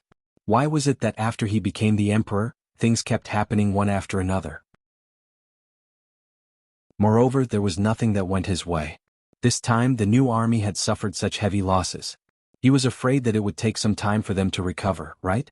What if he hadn't chosen Shi Heng to be the general and had instead chosen Yang Qindong to be the commander-in-chief? Would there have been a different ending? However, just as he thought of this, Zhu Qiu shook his head and rejected the idea. Yang Qindong's thoughts were difficult to deal with. No matter what, he couldn't give too much power to a subject that he couldn't completely trust. Otherwise, he would be unable to eat or sleep in peace. If that really happened, he would be reaping what he had sown. Shi Heng left the palace and searched for the whereabouts of the main force of the Japanese army with Minister of War Ming and Imperial Horse Directorate head eunuch Qin Guan. However, before they could investigate anything, news came from the Tianjin Ministry of Defense. It said that a large number of Japanese troops had suddenly entered the Tianjin port and left by boat. A rough estimate put the number of troops at around 30 to 40,000. Where did so many Japanese troops come from?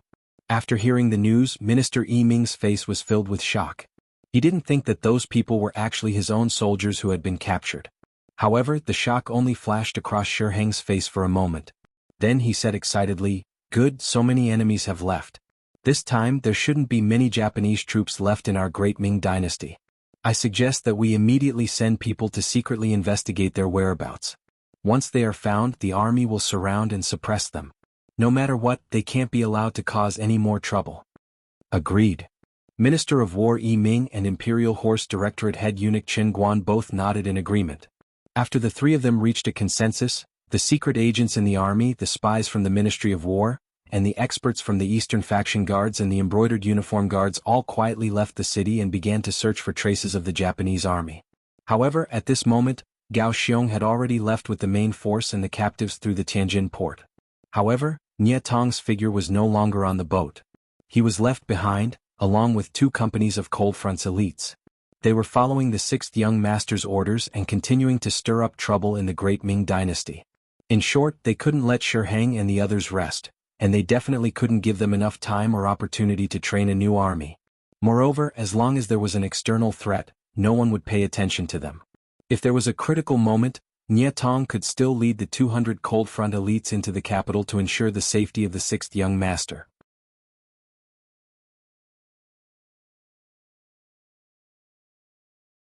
Chapter 296.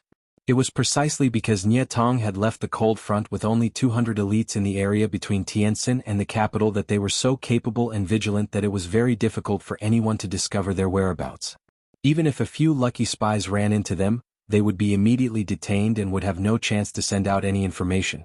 In order to achieve the goal of harming the capital, Nie Tong would occasionally bring people out to flaunt their might. For example, they would rob a passing official's caravan or rob a few officials returning to the capital. This caused the entire region to be jittery and the officials and nobles to complain. Batch after batch of spies and even cavalry were sent out, greatly affecting Shi Heng's energy and making it impossible for him to fully devote himself to the matter of forming and training a new army. As a result, before Yang Qindong ordered Nie Tong to stop, the great Ming military had a lot of energy tied up in this area. The matter of the Japanese army entering the capital caused a lot of discussion among the common people. First, there was Yang Bao's unbridled report. The news of the Great Ming Army's great victory was first spread out, but then there was the news of the Great Ming Army losing soldiers and generals. This clear contrast between before and after, the result of giving hope and then disappointing, caused the common people to curse. If there wasn't any good news from the start, the common people wouldn't have such a big opinion. After all, if there was no hope, there would naturally be no disappointment. But now, the incompetence of the army was vividly displayed, so it was no wonder that the common people would have opinions. And the direct result of this opinion was that there were fewer and fewer able-bodied men volunteering to join the army. As a result, there was a serious shortage of soldiers in the later period. The Ministry of War had no choice but to issue official documents and begin to actively recruit soldiers. Anyone who had a strong laborer in their family would be conscripted. This kind of forceful recruitment of able-bodied men naturally caused a lot of chaos. On the streets, one could see able-bodied men being forcibly taken away. For a moment, the entire capital was shrouded in dark clouds. Because of this matter, countless imperial censors wrote to impeach the Ministry of War, believing that their actions had affected the development and stability of society. The memorial was sent to Emperor Zhu Qiu's desk, leaving the young emperor somewhat helpless. Since he came to power, the Great Ming dynasty was no longer as strong as it used to be. After successive defeats, the hereditary military families were unable to provide fresh blood in a short period of time. It was inevitable that ordinary people would be recruited into the army. Fortunately, with Yang Qindong's reputation as the god of war, many people signed up to join the army. Many of the ambitious scholars also threw away their brushes and joined the army. The situation seemed to be good, but after Shi Heng's defeat this time, only half of the 50,000 men he had brought out of the city returned. For this reason, many clans had been shattered, and many families had to send off their black hair. In the capital, 1 or 2 of the 100 households had white cloth hanging from their robes. Such a tragic scene naturally caused the enthusiasm of the soldiers to decrease greatly. In order to ensure the stability of the soldiers and to ensure the safety of the capital and the imperial power, the people below could not recruit by force.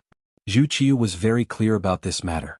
Shi Heng had even specially reported this matter to the Minister of War Ming, and mentioned some of the subsequent plans, some of which were to his liking. As a result, Zhu Qiu naturally ignored the memorials from the imperial censors and threw them all to the side. The incident of the Japanese army had caused the situation in the capital to become turbulent, and the people were divided. Yang Qindong had played this move brilliantly. While the people in the capital were talking about it and mourning, the Duke of Loyalty had set his eyes on the southern part of the Great Ming dynasty, Guangdong. Based on the knowledge obtained from the history books, the chaos in Guangdong was brewing. The Security Bureau had already sent people there, and the news they sent back was that the king of Shunping was preparing for an uprising. This was one of Yang Qindong's advantages. He was able to know what historical event was going to happen in advance. Fortunately, the heavens were not unkind to him and many things did not change. Since he knew about this news in advance, he should have made preparations. This was an opportunity for him. The streets of the capital had been in chaos recently. For the sake of the soldiers, the Ministry of War and the military office of the 5 cities did not have any leaders. All the young men of the right age and without any family resources were targeted. They were often taken away on the street and sent to the barracks. More and more people were crying out for justice in front of the Supreme Court. They were all women who had lost their sons and husbands. However, no matter how miserable the situation was, it was difficult to change the fact that the men and their families were taken away. There were policies at the top and countermeasures at the bottom. More and more people chose to hide. They either hid the men and their families and every day the women would come out to buy rice and noodles, or they thought of ways to send the men out of the city to prevent the soldiers from breaking in at any time. In this way, it also helped some influential people with power and background. There was a need for strong male servants to guard the courtyard, and there was a need for strong male servants to work in the business. In the past, these jobs that didn't pay much were usually done by people over the age of 30. But now they had all become popular goods. Even if the pay was very little, there would still be many people who would fill the gap. The Ming dynasty's corruption was evident from this. In the Great Ming dynasty, there were always some people who had special privileges.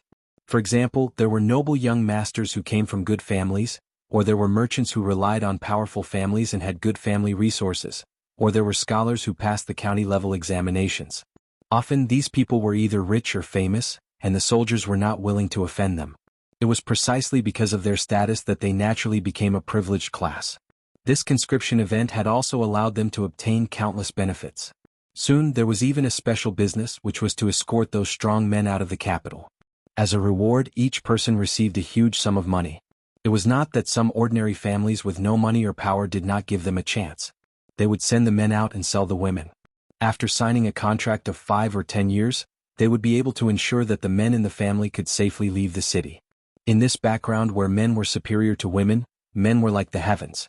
It seemed that as long as they existed, the family would still exist, and it would be filled with hope. As a result, more and more women sold themselves. There were even some who directly sold their daughters, regardless of how naive they were. They should have been at a carefree age. This chaotic scene made the lives of the people of the capital extremely cheap for a time.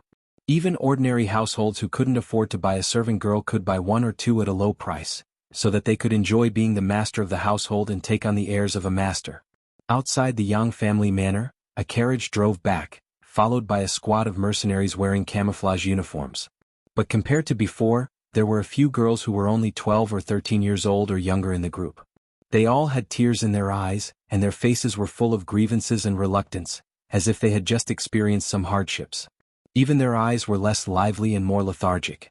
"Hello, Madame Shui."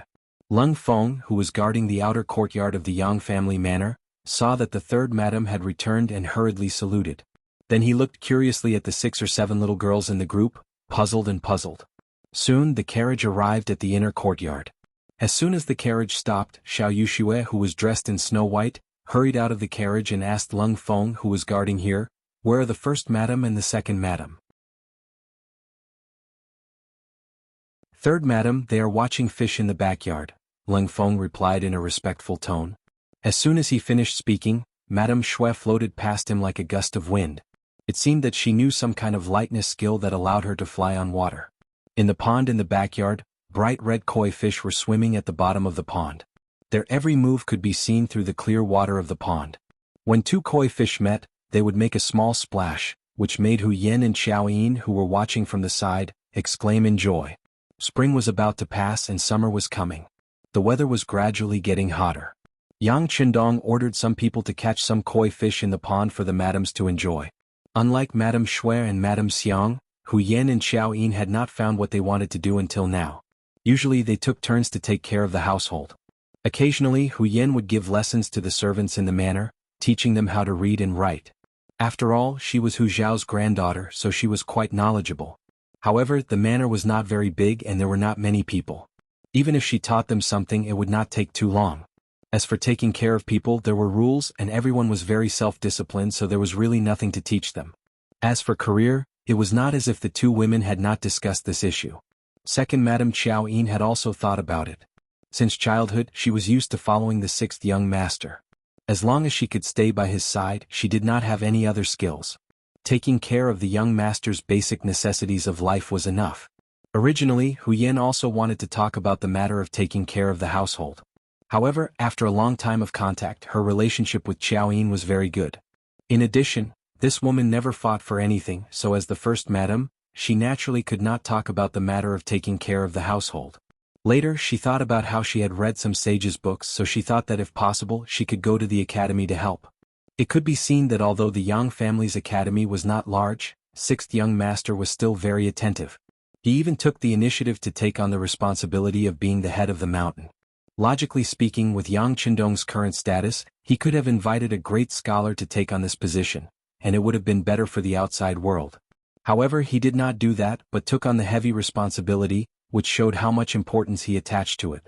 For this matter, Hu Yen had also mentioned it to Yang Qindong. In this regard, the 6th young master naturally did not care about it. With his wealth, it was naturally not a problem to support the madams, but if they wanted to do something, he would certainly support them. People always had to have something to do. This was not to make a living but to pass the time.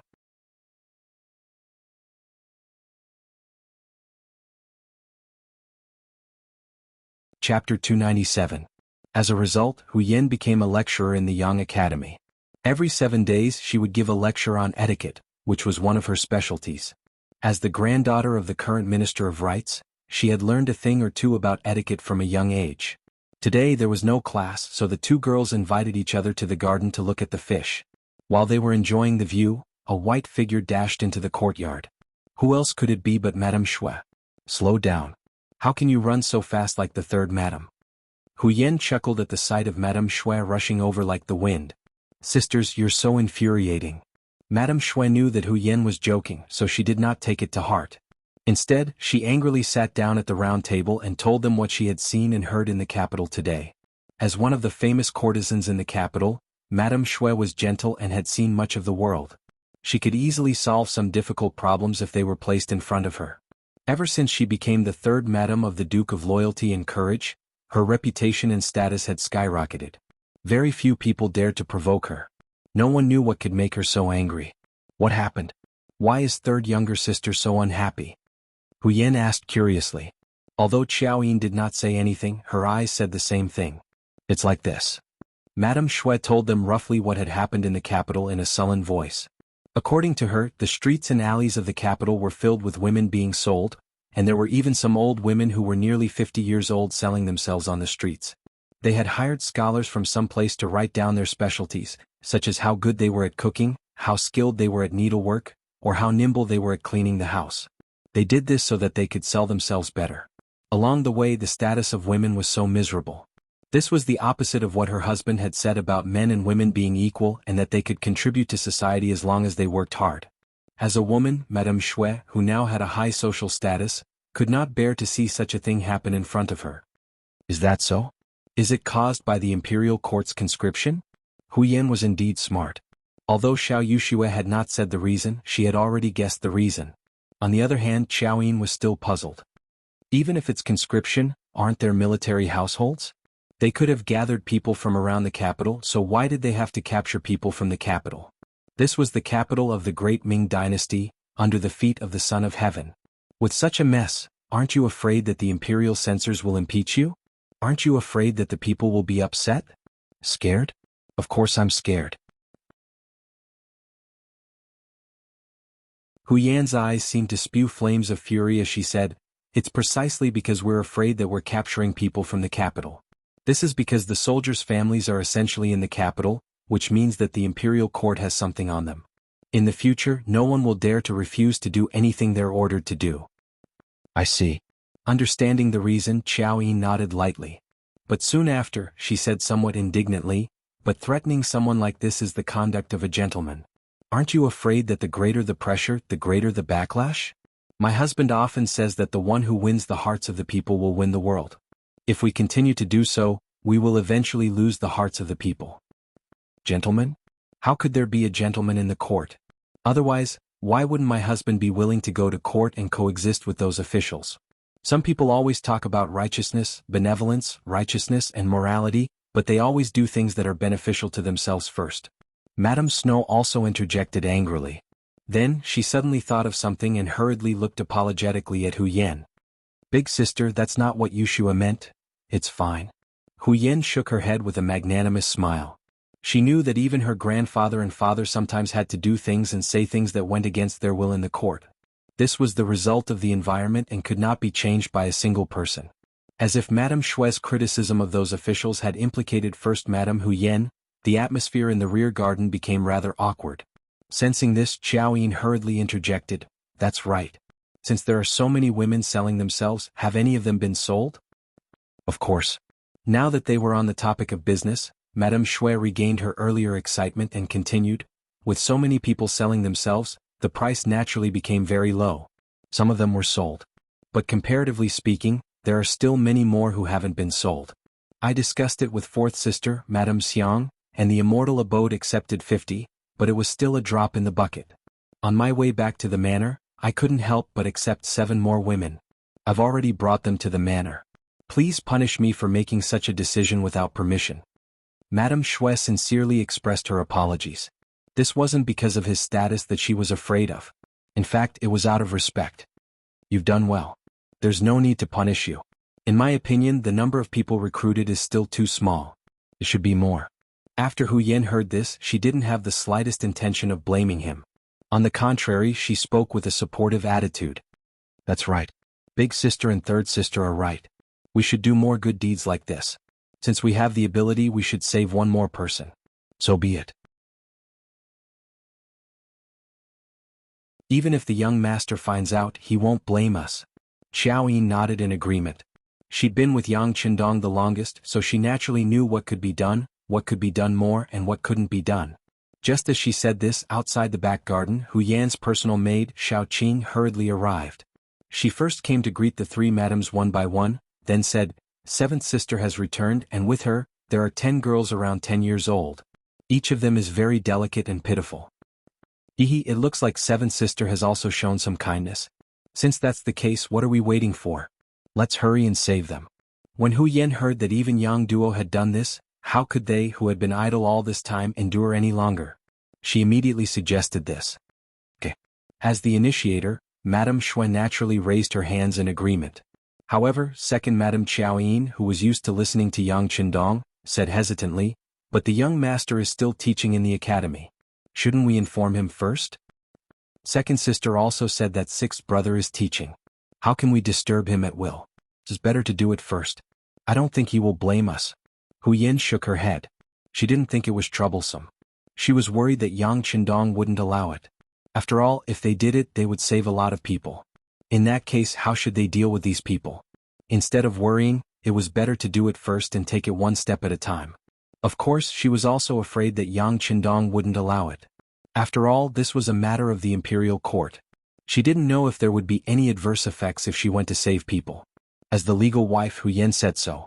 The other sisters naturally couldn't say anything more. They ordered someone to get the silver, then went back to their room to change clothes. With the guards, they took the carriage and went straight to the capital. In the Yang family academy. Today, Yang Qindong taught everyone a physics experiment. A lot of experimental equipment had been prepared before. This brand new course gave everyone a refreshing feeling. Every student was full of interest, so much so that many people asked him all kinds of questions during lunch. He was so busy until the evening. When it was time to light the lamps, Yang Qindong dragged his slightly tired body back to the manor. As soon as he entered the manor, he saw all women.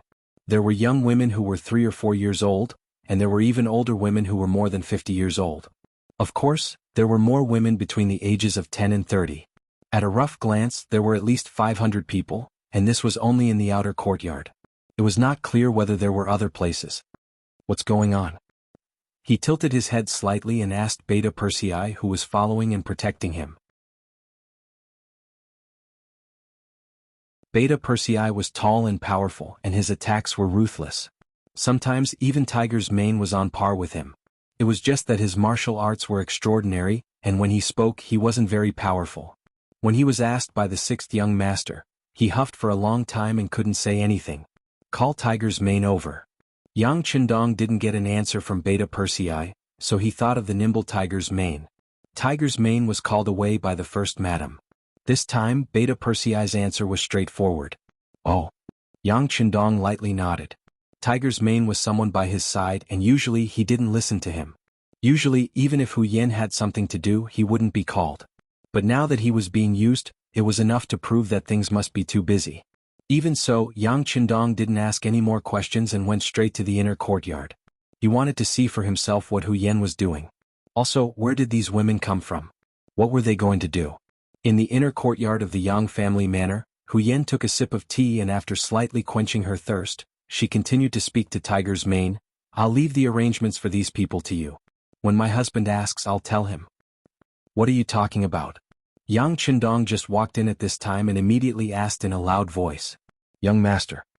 Hearing Yang Qindong's voice from behind, Tiger's mane quickly turned around and bowed respectfully. In response, Yang Qindong waved his sleeves and said, "What's the hurry?" "This." Tiger's mane didn't know how to answer in front of Hu Yan, so he hesitated. However, the first Madame Hu Yan, second Madame Qiao Yin, third Madame Xue, and seventh Madame Yang Duo all stood up at the same time. Hu Yan took the lead to answer. "Sixth young master, I'm instructing Tiger's mane to settle the women I bought." "Women you bought?" Yang Qindong repeated with some confusion. "Yes, the situation is like this." In the following time, Hu Yan roughly explained the situation in the capital. In the end, she mentioned that she, several sisters, and seventh Madame Yang Duo couldn't bear it and bought 800 women.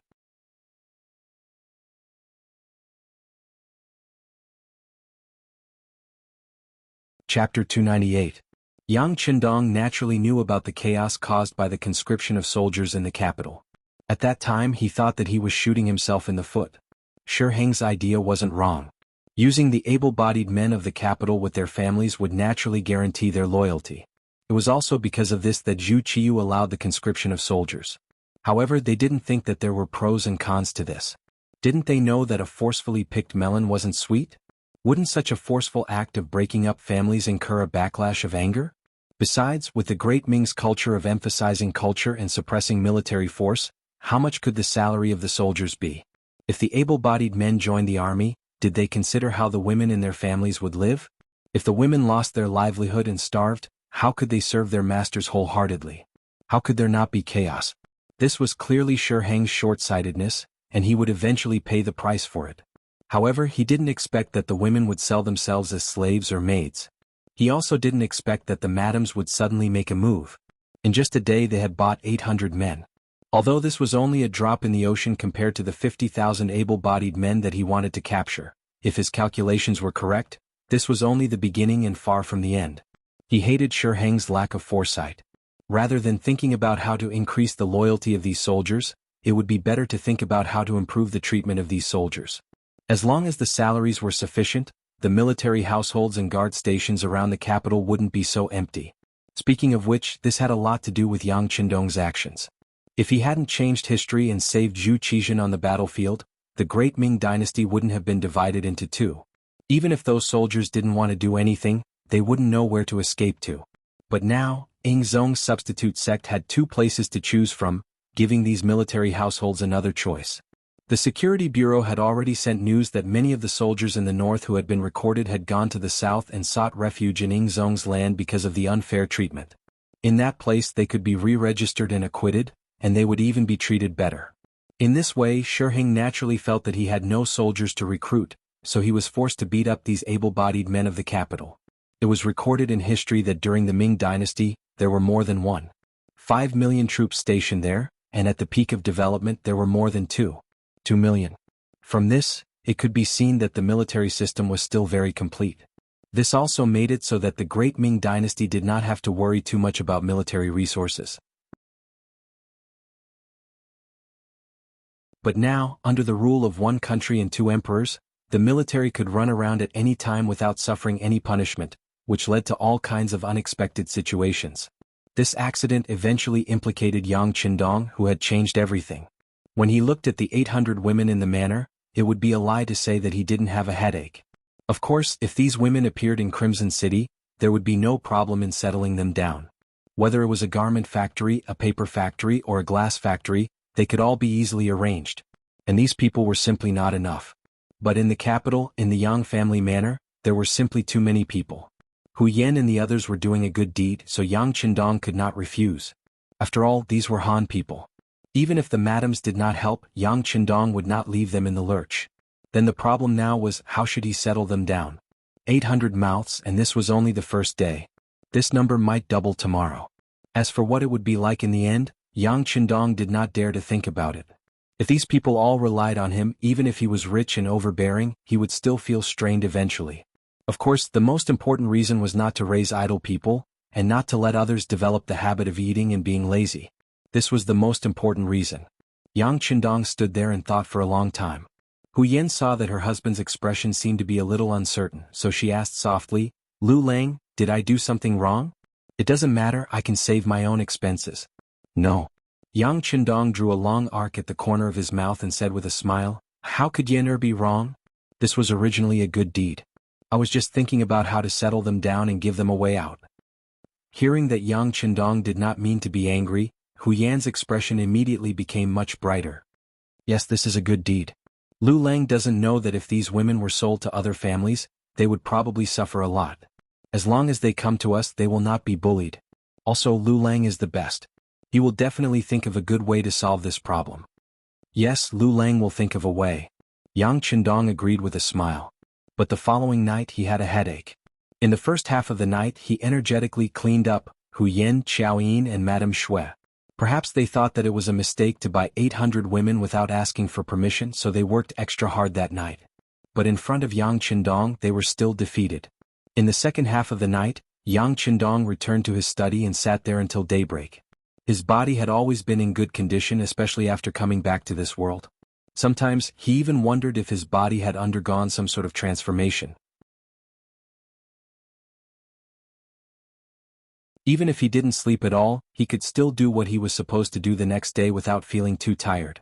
In the middle of the night, Yang Qindong finally came up with a few countermeasures. First, he could rely on himself. Give these women a certain amount of money and let them do what they liked, but they would have to pay a certain amount of money to the Yang clan every month. This was the art of teaching people how to fish. Second, he could hire them. He would have them become members of the Yang clan. Then he would have them work for him, arranging what they could do based on their strengths. After that, he would give them money every month. As for what they could do, for example, he could expand the immortal abode. He could open 2 branches in different parts of the capital.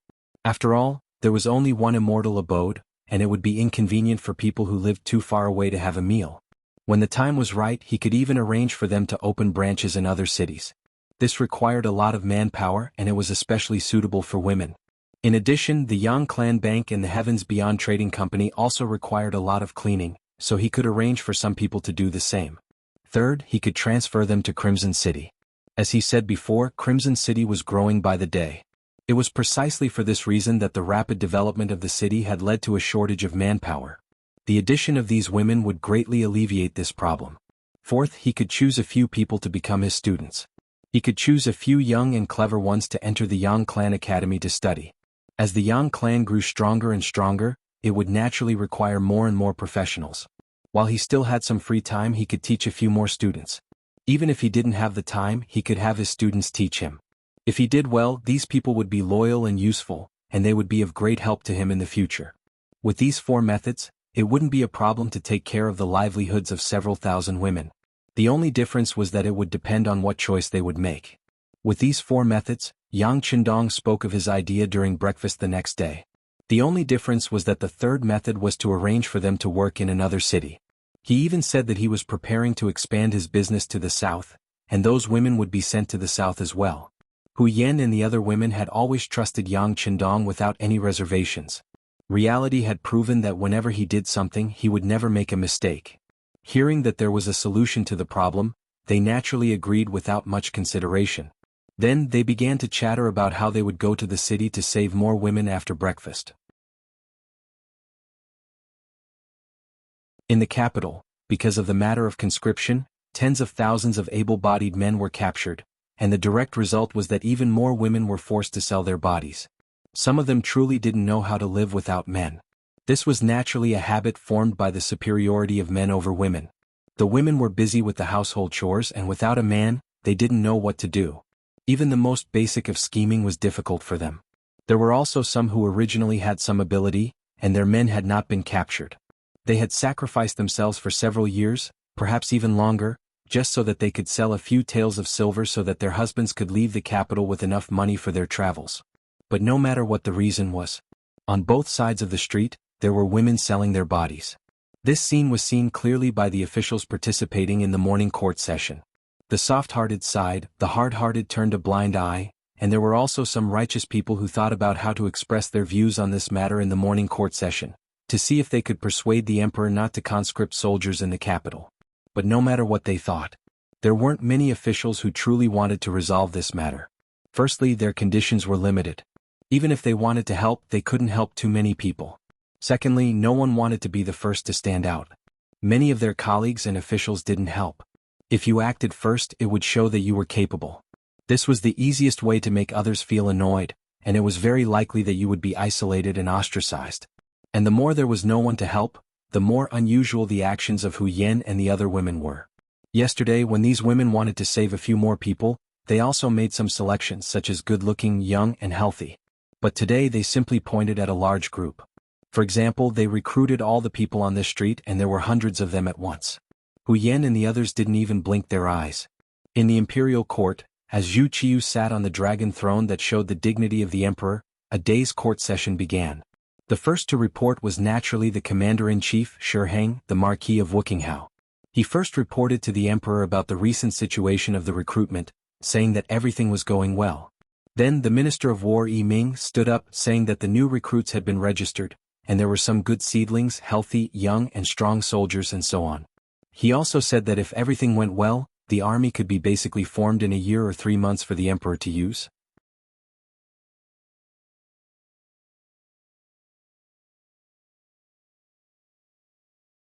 Chapter 299. Hearing this, Zhu Qiu's face lit up with joy. Although the great Ming dynasty emphasized culture and suppressed military might had always been indispensable. In other words, with enough military power, he, the emperor, would have more confidence when he spoke. After reporting the important matters, some censors stepped forward to impeach Shi Heng. The general idea was that the conscription of soldiers in the capital had caused the people to suffer, that women who could not survive could be seen on the streets, and that it was true that families were broken and people were dead. 2 censors stepped forward one after another. Their expressions were solemn, and they even looked like they were going to reprimand Wang Chong to death. Since ancient times, it was a glorious thing for civil officials to die because of reprimands, and for military officials to die in battle, as if they could leave their names in history. The moment the censor stepped forward, Zhu Qiu's face was filled with displeasure. He even glanced at censor of the right, Chen Yi, more than once. In response, this official in charge of the censorate lowered his head. Who didn't know that the imperial censor only had the right to hear rumors and speak? Furthermore, what he said was true and what he saw with his own eyes. How could he stop the imperial censor?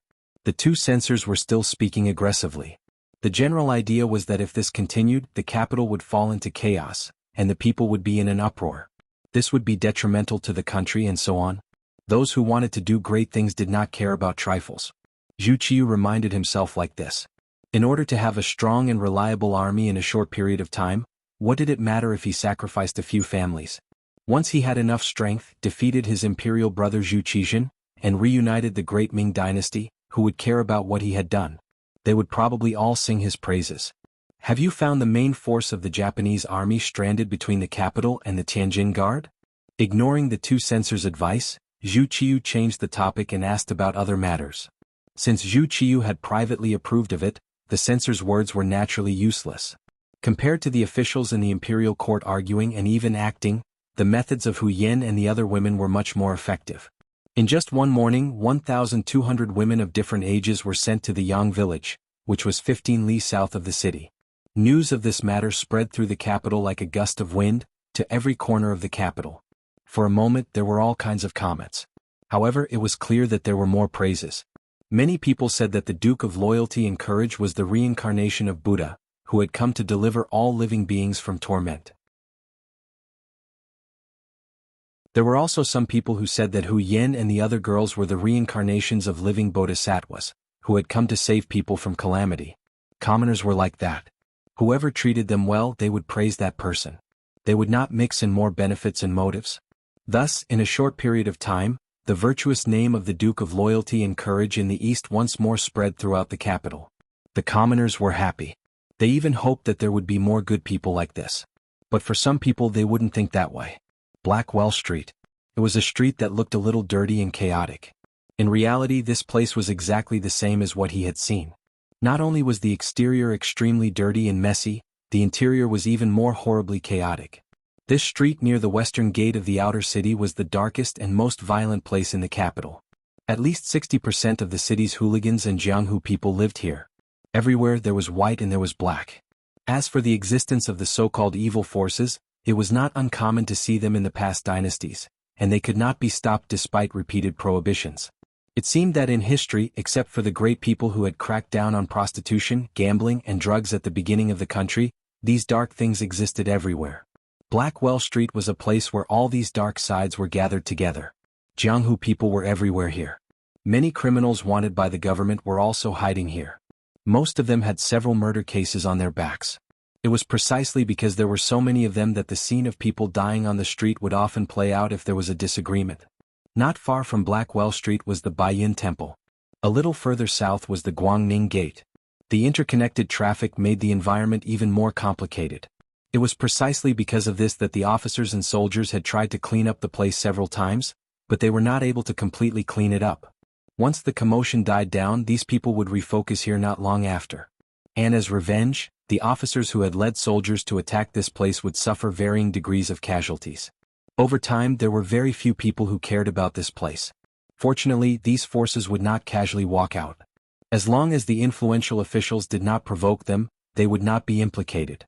So long as this place existed, it would be fine as long as it did not interfere with their affairs. It was precisely because of this idea of sweeping the snow before the wind that these forces became even more active.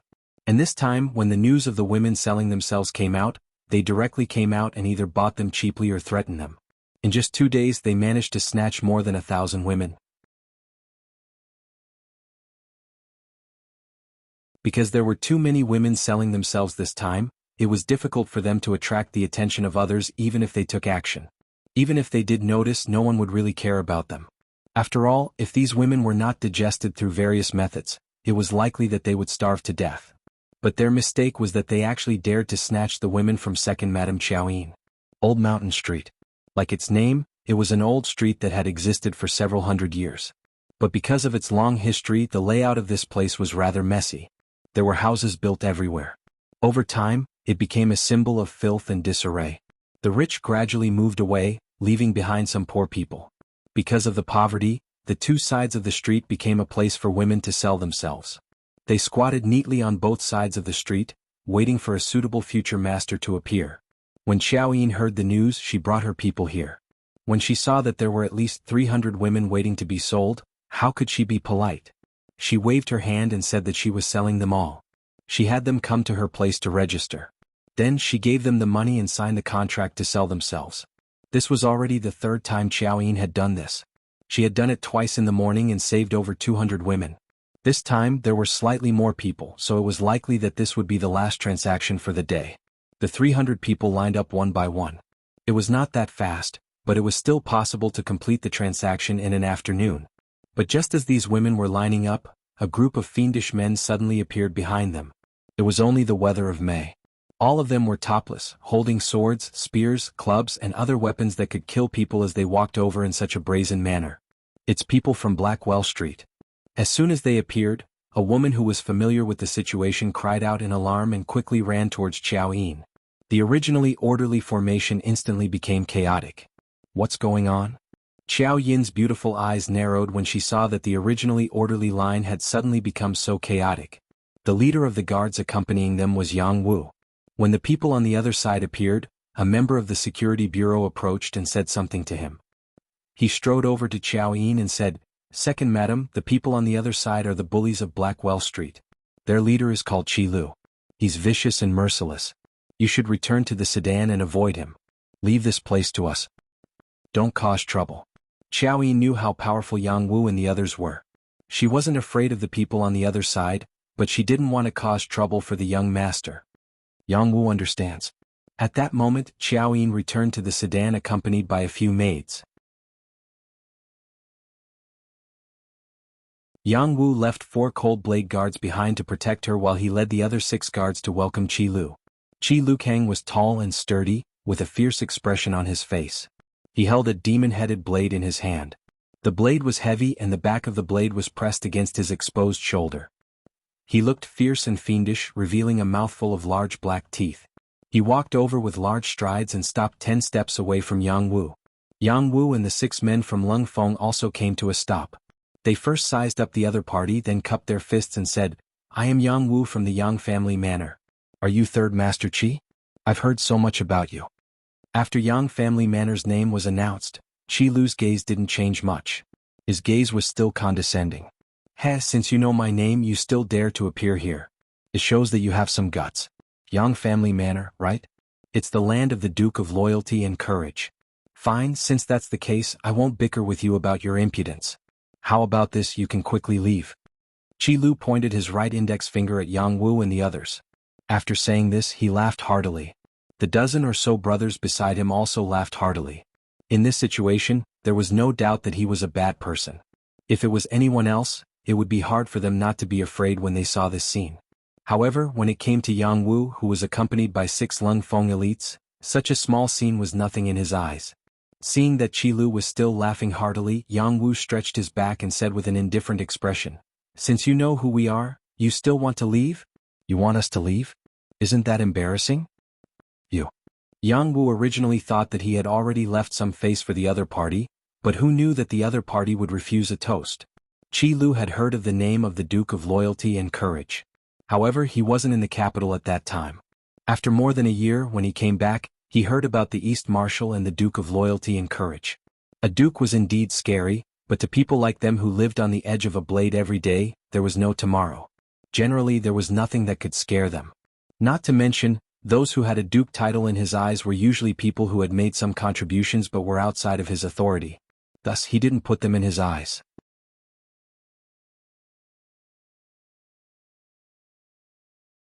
Chapter 300. Rather than saying that he was giving face to the Duke of Loyalty and Courage, it would be better to say that he was giving face to the Emperor. He didn't want to make a big fuss. However, he had already given them a way out, but they didn't want it, so they couldn't blame him. As far as Qi Lu was concerned, the only people who could make him obediently give face to were his eldest brother and second brother. As for other people, even if it was the Emperor, he wouldn't put them in his eyes. It was because of this arrogance that after hearing Yang Wu's words, his expression changed. Then he looked up to the sky and laughed arrogantly. Good. It's been a long time since someone dared to speak to me, Third Master Qi, like that. Right, what did you say just now? You want face, right?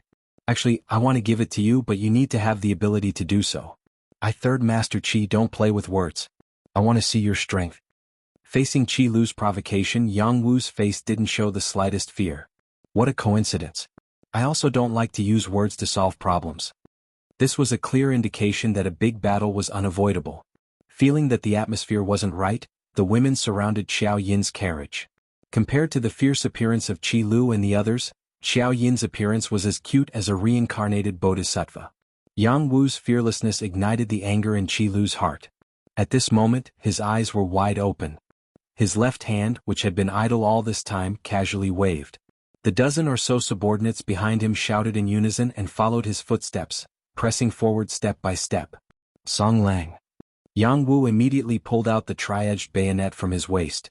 At the same time, his left hand lightly flipped and a flame suddenly soared into the sky. That was the firework he always carried with him. Once something happened, it would soar into the sky. When the nearby Lung Feng heard the news, he would immediately send reinforcements. The sixth young master had said this more than once. Although everyone only had one life, the lives of the people around him were more precious than others. Thus, if he could avoid danger, then he shouldn't. As for things like capsizing in a ditch, that was even more unlikely to happen. If it was only himself, Yang Wu might not have sounded the alarm so early. However, behind him was second Madam. Even if it wasn't for himself, he had to be more careful for Madam. When the fireworks were released, the coldness in Qi Lu's eyes intensified. He could tell that the other party was asking for help, but this could also prove that it was a sign of fear. Not to mention, he was confident that he could defeat the 7 people in front of him within a few moves. The dozen or so people who came with them were all criminals with murder cases on their backs. How could they be scared by a few servants and soldiers? A cold smile flashed across his face as the ghost head blade on his shoulder appeared in his right hand. Following that, Qi Lu ran forward at lightning speed, leaving behind footprints in his footsteps. Along with the rise and fall of his huge body, it seemed that every time his feet landed on the ground, there would be a loud thud. Qi Lu moved, and Yang Wu also brandished his tri-edged bayonet, which was shining with a cold light, and rushed forward. At this moment, the 6 Lung Feng elites behind him also pulled out their triangular bayonets and did the same. The two groups of people were like 2 whirlwinds that rapidly approached each other, stirring up clouds of dust on the sandy ground. Then the 2 sides collided like 2 mad bulls. The sound of weapons clashing could be heard. In the sedan, Xiao Yin's expression was somewhat nervous. She was the one who understood young master's strength the most among the girls. She had even seen the young master's elegant demeanor when he defeated Walla's army from the tower. However, it was the first time she saw a real battle with real swords and real spears. In the end, she was a woman. Fear was inevitable. The more afraid she was, the more she wanted to see what was going on. However, because of the dust, everything became unknown. 30 breaths of time passed. A minute passed. At this moment, the sound of someone falling to the ground could be heard. 2 minutes passed. The dust was still there and the fierce battle cries were still incessant. The 4 Lung Feng elites beside the sedan had already taken out the Type 95 wrapped in black cloth from their backs. They loaded the bullets and opened the safety. They knew clearly that with their brother's strength, if they couldn't finish off the opponent in 2 minutes, it was enough to prove that the enemy was strong. Since it was a strong enemy, they naturally had to prepare for the worst. 3 minutes passed. 5 minutes passed. Finally, some figures retreated from the dust. At a closer look, there were exactly 7 figures that retreated. Jianghu and the others retreated. Looking at the background behind them, they still looked like they would not fall. This also caused the prostitutes to cheer. However, the 4 Lung Feng elites guarding the sedan could clearly see that Jianghu and the others were panting heavily. Their bodies were also shaking up and down rapidly. It was obvious that it was a fierce battle just now. As time passed, the dust finally settled. Looking at the battlefield, not even a third of the opponents were able to stand. Only Qi Lu and 3 big men didn't fall. Even so, the 4 of them were covered in blood. Their breaths were heavy, and they looked like they had exhausted all their strength. Their leader, Qi Lu, had a 2-centimeter bloody hole on his left arm. Blood was flowing out from it. However, this person stared at Jianghu as if he didn't see it. The corner of his mouth twitched a few times before he spat out a sentence. "Kid, you're not bad. But I hope you can preserve your life. A 3rd Master Qi will come for you." After leaving these words behind, Qi Lu turned around and left. He didn't have the slightest bit of reluctance. He didn't even look at the dozen or so corpses on the ground. Seeing that Qi Lu was about to leave, the 4 Lung Feng elites behind him who had already loaded their guns asked in unison, "Fifth brother, do you need us to kill him?" "No need. His skills are not bad. It would be a pity to kill him like this. This kind of person should be a good whetstone." Jianghu raised his left hand and made a gesture to stop shooting. His body moved slightly and then his left leg half knelt on the ground. The other 6 Lung Feng elites quickly rushed over and protected Jianghu in the middle. Each of them asked anxiously, "Fifth brother, are you all right?" The opponent is too tough. I was careless." After saying this, Jianghu's body continued to lean backward. It was also at this time that everyone saw that the wound on his body was not only the one on his left leg. There was also a huge knife wound on his chest. Even his bones seemed to be exposed. In fact, the 6 Lung Feng elites who participated in the battle had more or less suffered some injuries. It was just that they weren't that serious. Seeing that Jianghu had fainted on the ground, they cried out in alarm and lifted him up before quickly retreating. At this moment, the sound of running footsteps could be heard. It was the other Lung Feng elites who had received the signal and rushed over. The morning assembly was over. On the way back from the palace to their respective manors, they could clearly see that the number of prostitutes on both sides of the street had decreased significantly. Each of them had a solemn expression as they sent people to inquire about the situation. Soon the news came back. It turned out that the Duke of Loyalty had bought a lot of people. In the news, the servants of the Duke of Loyalty had fought a huge battle with 3rd Master Qi of Blackwell Street. Both sides had suffered heavy losses. Naturally, all of the officials knew that Yang Qindong had resolved the side effects of conscription in the capital. Of all the officials in the court, only this person dared to do such a thing so brazenly. He wasn't afraid that Shi Hang and the Bureau of Military Personnel would find trouble with him. Yang Qindong was young, but he had already become a duke. This was where his advantage lay. A person could be impulsive at such a young age. It seemed that it was normal for such a person to do anything. In addition, he had performed meritorious deeds and possessed great wealth. This made many people wary of him. Such a person dared to openly take in those women who couldn't survive. It was easy for others to take his actions for granted. There were even some righteous and impartial officials who praised Yang Qindong's actions in their hearts. However, there were also some officials who thought that the Duke of Loyalty was trying to buy people's hearts. Perhaps there were some things that they couldn't do, but they didn't want others to do it. Otherwise, whoever did it would be his enemy. It was precisely this group of people who harbored hatred in their hearts, but they couldn't do anything. After all, this person had performed great meritorious deeds for the court. If they had to calculate it seriously, perhaps even the emperor owed him a great favor. In addition, he had a marriage alliance with the Minister of Rights, Hu Shao. How could such a person be so easy to deal with? It was precisely because they couldn't do anything that they secretly praised the Duke of Loyalty in their hearts when they heard that he had fought with 3rd Master Qi of Blackwell Street. They even thought that this time, the Duke of Loyalty had kicked a stone and was going to suffer a little.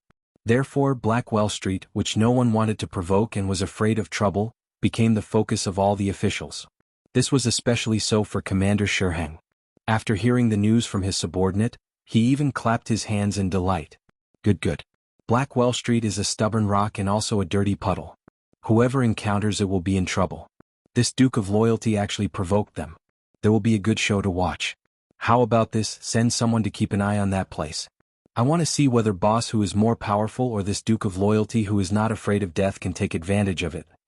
After saying this to his subordinate, Shi Heng seemed to still feel unsatisfied. As if he had thought of something, he suddenly stood up and said to his personal guard, "Make the arrangements. Marquis wants to enter the palace to meet the emperor." At this time Shi Heng was like a fly that had seen a cracked egg. He was full of fighting spirit. However, what he didn't expect was that he wasn't the only one who received the news to enter the palace to meet the emperor. The Minister of War Ming also heard the news after returning home and hurried to the palace. The two met in front of the palace gate. When they saw each other they were first stunned, then burst into laughter. At this moment, it was as if they had seen through each other's thoughts.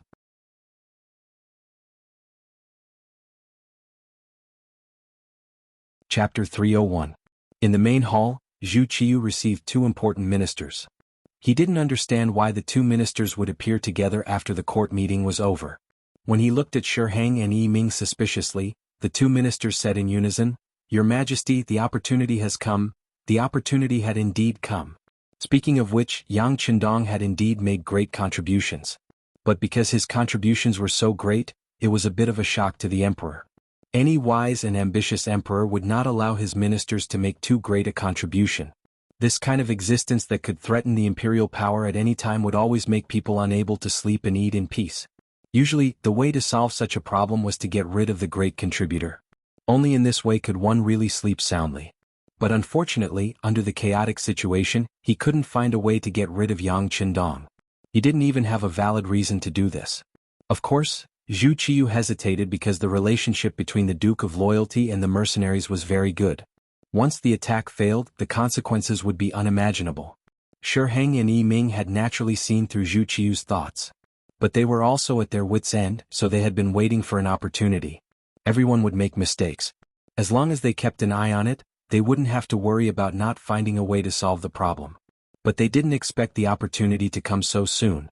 Yang Qindong had offended Blackwell Street and Boss Hu, a person they usually didn't want to offend. Boss Hu was powerful because he dared to risk his life and had many subordinates who dared to risk their lives. Unless you could kill such a person with a stick, there would be endless trouble in the future. They would probably live under terrible pressure every day. How could Yang Qindong not be the same? With the mercenaries protecting him, if they couldn't kill him, who knew what kind of evil consequences would appear? This was also why everyone tolerated Yang Qindong even though they knew that he sometimes ignored the imperial power. And now, these two ferocious tigers had actually collided, which undoubtedly became an opportunity to tamper with the situation. If it was done well, there would be no problem for both sides to suffer.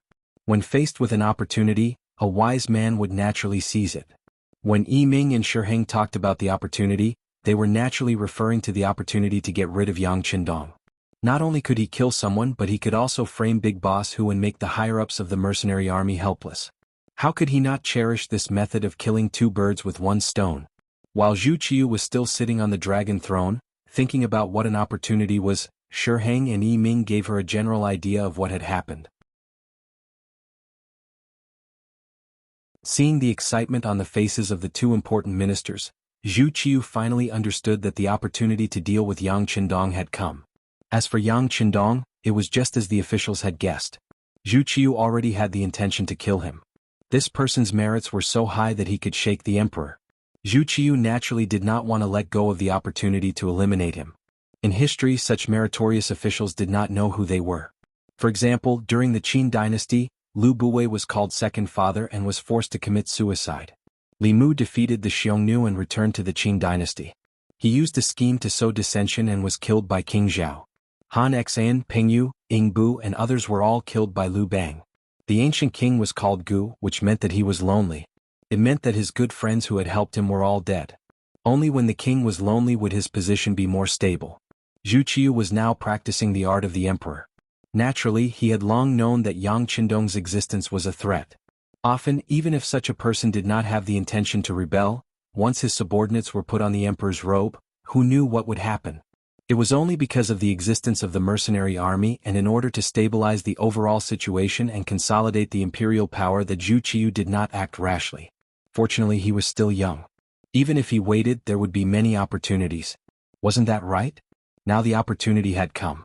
Zhu Qiu, who was happy and even a little excited, did show the face of an emperor perfectly. After hearing the general idea of Shi Heng and Yi Ming, he coughed and said, I didn't rest well yesterday and am very tired now. If there is anything, just discuss it with Minister Jin. I trust you. After saying these words, Zhu Qiu turned around and left.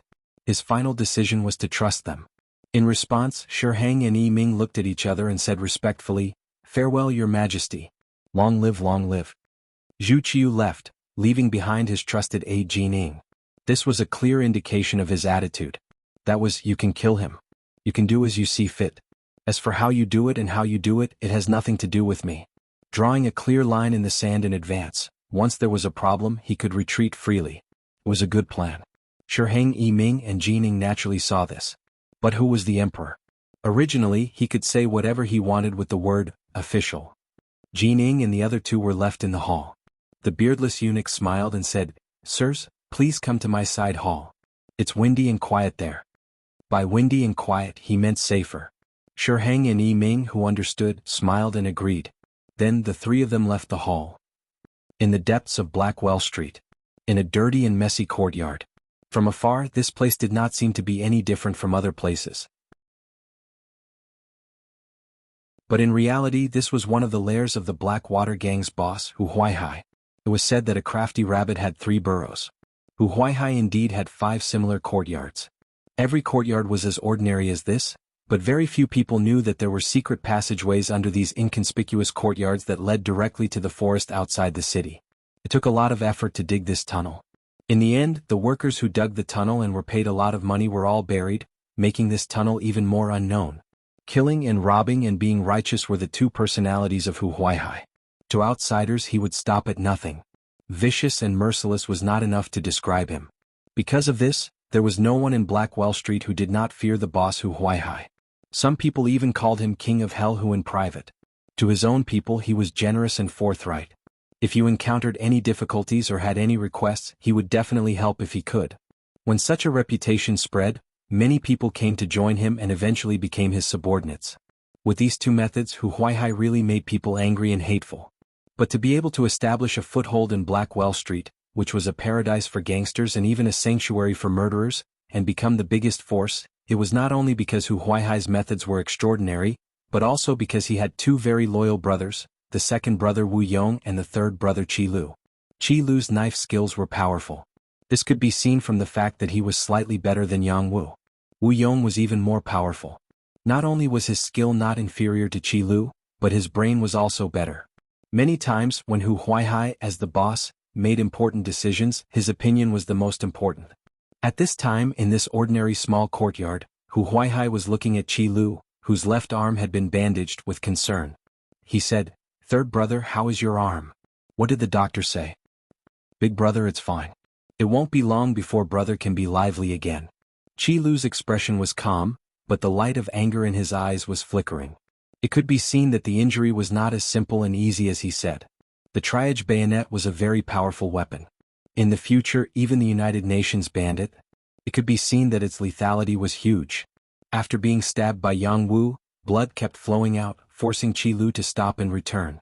Fortunately, there was an excellent wound medicine here. In addition, the injury was not a vital part, so the bleeding finally stopped. But the doctor also said that even if the arm was healed, it would not be as flexible as before. Thinking that half of his good left arm was crippled, how could Qi Lu not be angry? Just when Hu Huaihai asked, he said with a face full of hatred, "Big brother, this time brother suffered a loss because of this weapon. No matter what, I have to take revenge. Otherwise, how can I have a foothold in the world in the future? That's natural. Since brother was bullied, big brother naturally has to take revenge. Second brother, tell me, what should we do?" Hu Huaihai replied magnanimously. Then his gaze fell on the second brother, Wu Yong, who had been thinking with his eyes closed.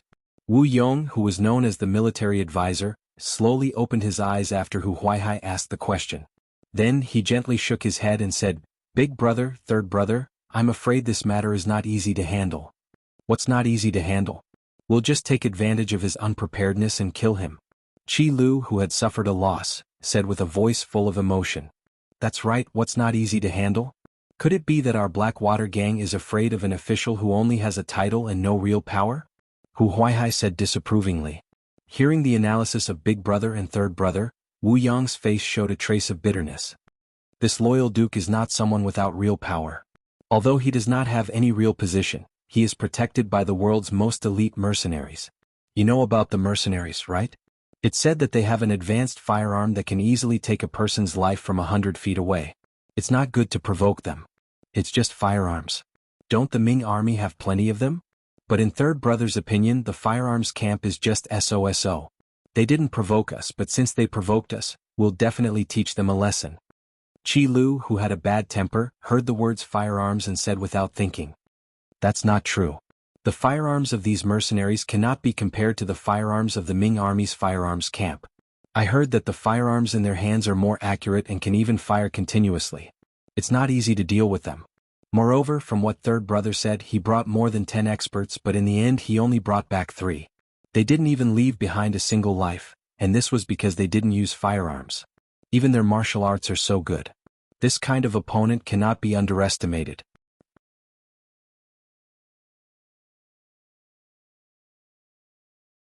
Chapter 302. Wu Yong kept explaining. However, when he said the last sentence, Hu Huaihai's eyes lit up after hearing it. Haha, Second Brother said that we can't underestimate them. That means we can still deal with them, but we need to plan carefully, right? Is that so, Second Brother? Hearing that there was still a way, Qi Lu couldn't help but be interested. Yes, we need to plan wisely. How about this? Give me 2 days to investigate the other party's background. Wu Yong nodded. He had a feeling that this great Ming Empire's loyal duke, who had just reached 20 years of age, would not be easy to deal with. However, even though Old Third had suffered a loss, if they just admitted it like this, then how could the Blackwater gang be looked up to in the future? How could they have a foothold? In other words, they had to make a move. It was just a matter of how they did it. In short, when facing such an opponent, they either didn't make a move, or if they did, they would make a move. They definitely couldn't give them a chance to counterattack. Yang family manor. Yang Wu was actually carried back. This matter instantly alarmed Yang Qindong, who was teaching students at the Yang Family Academy. When he strode into the courtyard, he saw Tiger's man and the others standing there angrily. He asked in a deep voice, "Who can tell me what's going on?" "Sixth young master, it's like this." 2 people who were responsible for protecting Qiao Yin's safety stood up. With one person taking the lead and the other supplementing, they recounted the scene that happened in Laoshan Street today in detail. Just as the 2 brothers finished speaking, a doctor walked out of the room. He was instantly surrounded by people. Yang Qindong was no longer as calm as before. His expression was somewhat anxious. "Dr. Li, how is it?" This physician Li was a renowned figure in the capital. Seeing that the Duke of Loyal Courage was personally asking him, he didn't dare to be negligent. "Greetings, Duke Yang. Yang Wu's body is fine. He's just bleeding a little. Moreover, the injury has avoided the important parts. He just needs to rest for a period of time to recover." Upon hearing that Yang Wu's life was not in danger, Yang Qindong let out a long sigh of relief. Beta Persei, arrange for someone to send Dr. Li back to the city and triple the consultation fee. "Oh, you're too polite." Dr. Li was flattered after listening to Wang Yao. However, Yang Qindong carried it out and cupped his hands in greeting. The other party politely returned the greeting and then left satisfied. After the doctor left, Beta Persei quickly rushed back. At this moment he saw Yang Qindong listening to Yang San, the deputy director of the security bureau, giving a detailed report about Heijing Street and the Blackwater gang. "Young master, that's all the information we've gathered. That place is filled with crooks and honest folk, so it's not easy to enter. Every once in a while, Boss Hu of the Blackwater gang would clean up the place. There was one time when our informant almost didn't make it out alive." Yang San lowered his head as he spoke. The situation of Heijing Street was not easy to inquire about because of Hu Huaihai's caution, but more importantly, it was not the focus of the Security Bureau's investigation. It was just a group of Jianghu people and desperados. With the idea of well water not interfering with river water, they only did a simple investigation. Yang Qindong naturally knew this, but he did not say it out loud. After all, the Security Bureau had not been established for a long time and had limited manpower. The capital was so big that it was understandable that some things could not be investigated clearly. "Investigate again. I want to know the details in a day." Since the 6th young master had spoken, Yang San did not dare to be negligent. He immediately agreed as if he was making a military order. "Please rest assured, young master. In less than a day there will be specific information. In this world, as long as one was willing to spend money, there was nothing that could not be done. Most of those people ran for their lives because of money. If they could be a good rich man who would be willing to stay in such a place and waste their days. Yang San hurriedly left. Yang Chendong did not choose to wait. Instead, he went into the room and looked at Yang Wu, who was sleeping soundly. Then he called Tiger's Mane and Beta Persei. When they were in the study, he looked at the two with bright eyes and asked, "How is it? Now you know that there will always be someone stronger than you?" "Young master, we were wrong." Yang Chendong's face was stiff, and the two hurriedly bowed their heads and admitted their mistake. The reason why they were wrong was because they had disobeyed Yang Chendong's orders. According to the sixth young master's criticism, a gentleman should not stand under a dangerous wall. If they felt that things were dangerous, they should leave as soon as possible. If they had to make a move, they could have used guns instead of showing off their courage. If today's matter had been solved with guns, Yang Wu would not have been injured at all. But he insisted on competing with others in martial arts, which led to such a result. This was naturally taught by Tiger's Mane and Beta Persei. They taught him that it was difficult to find an opponent, that he should be defeated alone, and that when he met a person from the martial arts world, he should use the martial arts world's way to solve it. What was the result? He had almost lost his life. According to the two Lung Feng's words, if they had not used a sharp weapon like the 3 bayonets, it was likely that Yang Wu would have been carried back as a corpse. The so-called rules were not ironclad rules. They almost lost their brothers' lives. It was no wonder that Yang Chendong would make things difficult for them. It's good that you know your mistakes. The two of you will each lose a month's salary. Also, all your subordinates who always talk about the rules of the martial arts world will be treated the same. If there is anyone else who is not satisfied, let him come find me. This young master will shoot him. It's better than one day he will become a ghost under someone else's knife. Yang Chendong's voice was not loud, but it was like a thunderclap in Tiger's Mane and Beta Persei's ears. The two of them kept nodding their heads and admitting their mistakes. After a while, it seemed that Yang Chendong's anger had subsided a little. Beta Persei took the initiative to say, "Young master, this time we suffered a loss. We can't just let it go like this." "Yes, young master. This Blackwater gang is not a good thing to begin with. It's better to just destroy it." Tiger's Mane also chimed in. "Of course we can't just let it go like this. It's just that they have existed for so many years and the government can't do anything about them. If we want to move against them, we need to plan. If we act rashly, we won't be able to take down all the enemies. That will only cause endless trouble in the future." Yang Chendong nodded. Of course he would not let any of his enemies go. But since he was going to make a move, he had to hit them with one blow. He absolutely could not leave any hidden dangers for himself. On this point, Yang Chendong and Wu Yong's thoughts coincided. At the same time, both sides sent people to inquire about each other's background. Outside of the two sides, another group of people also appeared. That was Ming's coachman, who was also one of his bodyguards. Ming used to work in the military and had experience working at the grassroots level. That was how he got to know the Ministry of War and climbed up step by step. It was at that time that he came into contact with some of the people in the martial arts world and gave some favors to them, allowing them to work for him. This coachman was one of them. His surname was Shi Tao, and he used to have some fame in the martial arts world.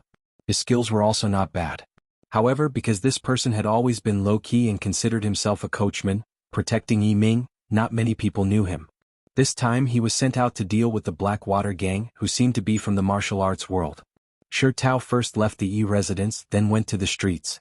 After making many turns, he changed into a martial arts person's attire and entered Heijing Street, where he met the third master of the Blackwater gang, Qi Lu. Compared to his eldest brother, who was low-key and even somewhat secretive, Qi Lu was much more flamboyant. Even on the streets of Heijing Street, he was often seen. Through this person, Shi Tao told him the purpose of his visit and hinted that he had a way to deal with the Duke of Loyalty. Regarding this unfamiliar person, if it was any other time, Qi Lu naturally wouldn't have introduced him. But yesterday, just as he was discussing with his eldest brother and second brother about how to deal with this person, someone delivered himself to their door. Whether it was an enemy or a friend, he still needed to meet him. Thus, he brought Shi Tao to Hu Huaihai's other resting place. Coincidentally, his second brother, Wu Yong, was also there, so the four of them met. According to Shi Tao, he was someone who couldn't stand the Duke of Loyalty's actions. After hearing about what happened in Laoshan Street yesterday, his master decided to lend him a helping hand. He promised to think of a way to transfer away the Duke of Loyalty's elites, giving the Blackwater gang a chance to deal a fatal blow. He clearly stated the purpose of his visit, but when it came to who his master was, he closed his mouth and didn't say anything. It seemed that he wouldn't say a word more. Regarding this, the skeptical Hu Huaihai didn't agree to anything on the spot. Instead, he had someone arrange for Shi Tao to rest first, saying that he and the others would discuss it and give an answer.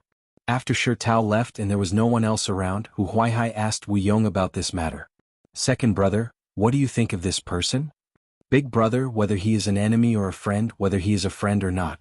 If he is a spy sent by the Duke of Loyalty, as long as we do it well and guide him well, we can also use him. On the other hand, if he is someone who came to help us, then he can be a big help. Wu Yong's analysis was thorough. Looking at his meaning, no matter who Shi Tao was, since he came, he had to be used by him. That's right. Hu Huaihai nodded in agreement. Then he thought of something and asked, that's right, second brother, how is your investigation of the Duke of Loyalty? When it came to this question, Wu Yong's expression became a lot more serious. He first looked at his third brother, Qi Lu, then looked at Hu Huaihai and said, Big brother, this time the idea is really difficult to deal with. In the following time, Wu Yong reported the situation that he had investigated in the evening and the morning. For example, Yang Qindong was quite talented and had a mind for business. He also came from a famous family, and was not careless even when fighting a war. Something about establishing the Yang Bao, creating the immortal abode Sky Beyond Heaven, and the Yang Family Bank and so on. Also, a while ago Lu San was hired by someone to deal with him and in the end he was defeated and died.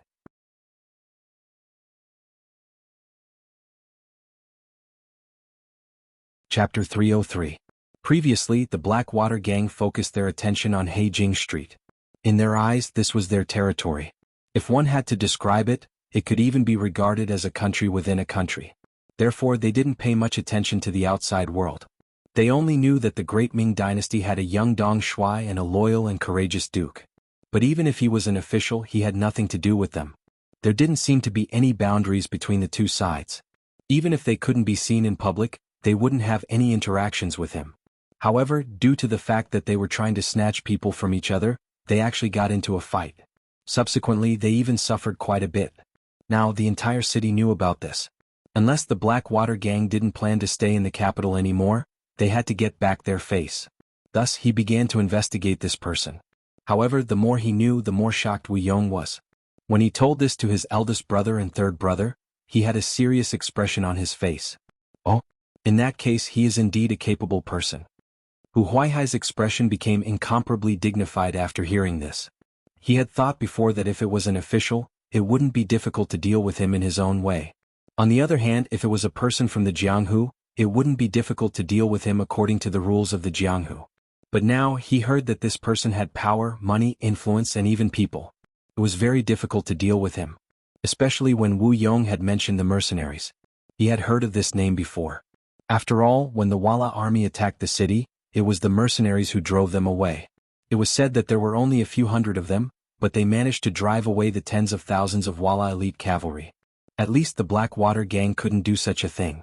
If the mercenaries were to target him this time, what were his chances of winning? Hu Huaihai was still silent.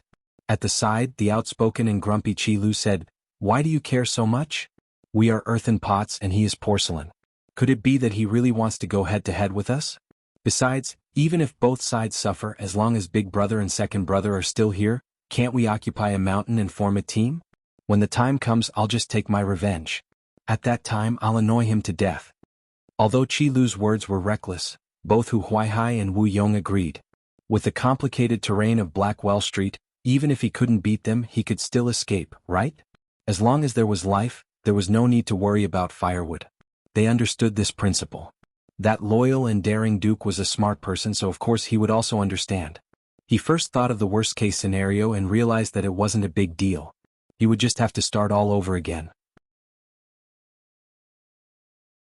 Then the three brothers began to discuss how to deal with Yang Qindong. According to past practice, assassination was the most suitable method.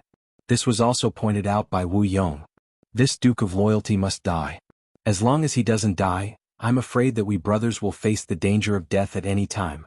At the same time, we won't be able to establish ourselves in Jianghu.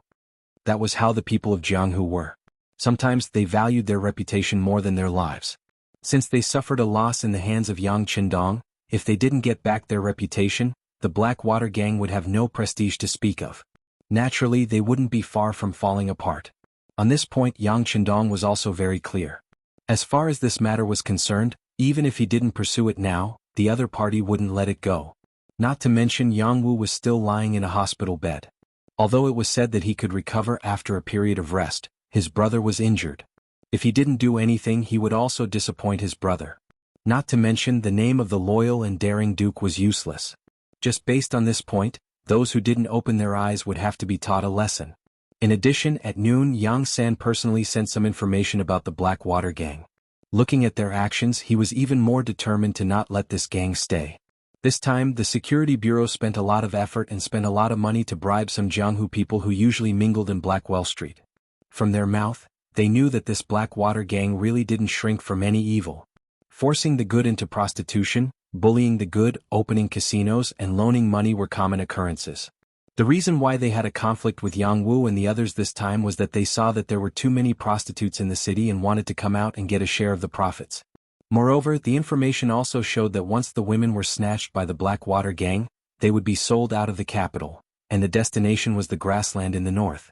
They would be sold to the Wala and Tatar territories to become tools for those barbarians to produce the next generation or become targets for the other party to seek pleasure.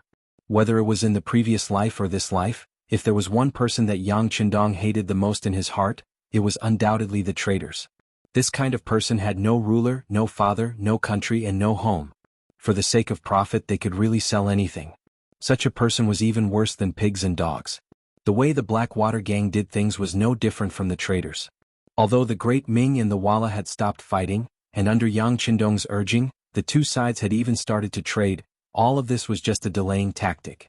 It was to leave enough time for them to rear a fat sheep and slaughter it in one fell swoop. But the Blackwater gang's actions were clearly to help the other side grow stronger. Had they ever thought about how many people the women would bring to the other side in a decade or so once they entered the grassland? And how many Han people would die under the iron hooves of these foreign men? When he thought of this, Yang Chendong was so angry that he couldn't vent his anger. In his heart, he had already made up his mind to deal with them. How about this? Go and arrange something. Remember, it has to be a big deal. Yang Chendong whispered a few orders into Yang San's ear. Hearing this, the deputy chief of the Security Bureau, who was actually the manager, nodded repeatedly. The immortal abode of the capital. Ever since it was built and opened for business, it had been very prosperous. Apart from the disturbance caused by the Japanese envoy a while ago, which caused a certain loss in business, it had always been difficult to find a table. Now that the Japanese army had suddenly landed in the Tianjin garrison and attacked the Great Ming's army, the Duke of Loyalty was able to extricate himself from this matter, and the business here continued to flourish. Because of the prosperity, and because the customers were all high-ranking officials and nobles, the security here had always been excellent. No matter how angry they were, few people dared to cause trouble here. As time passed, the security here was no longer as strict as before. Not only that, but even the soldiers of the 5 cities' warden's office were becoming fewer and fewer in number. But sometimes, the more confident you were, the easier it was for something to happen. That evening, for example, the immortal abode was originally bustling with noise and excitement, with singing and dancing, and the sounds of toasting and exchanging cups filling the air. But all of a sudden, a commotion broke out outside. Soon after, a few pieces of rock flew up from the ground and smashed into the transparent glass, causing a series of shattering sounds. The sudden chaos caused the diners in the immortal abode to panic. 2 of them were even unlucky enough to be injured by glass shards.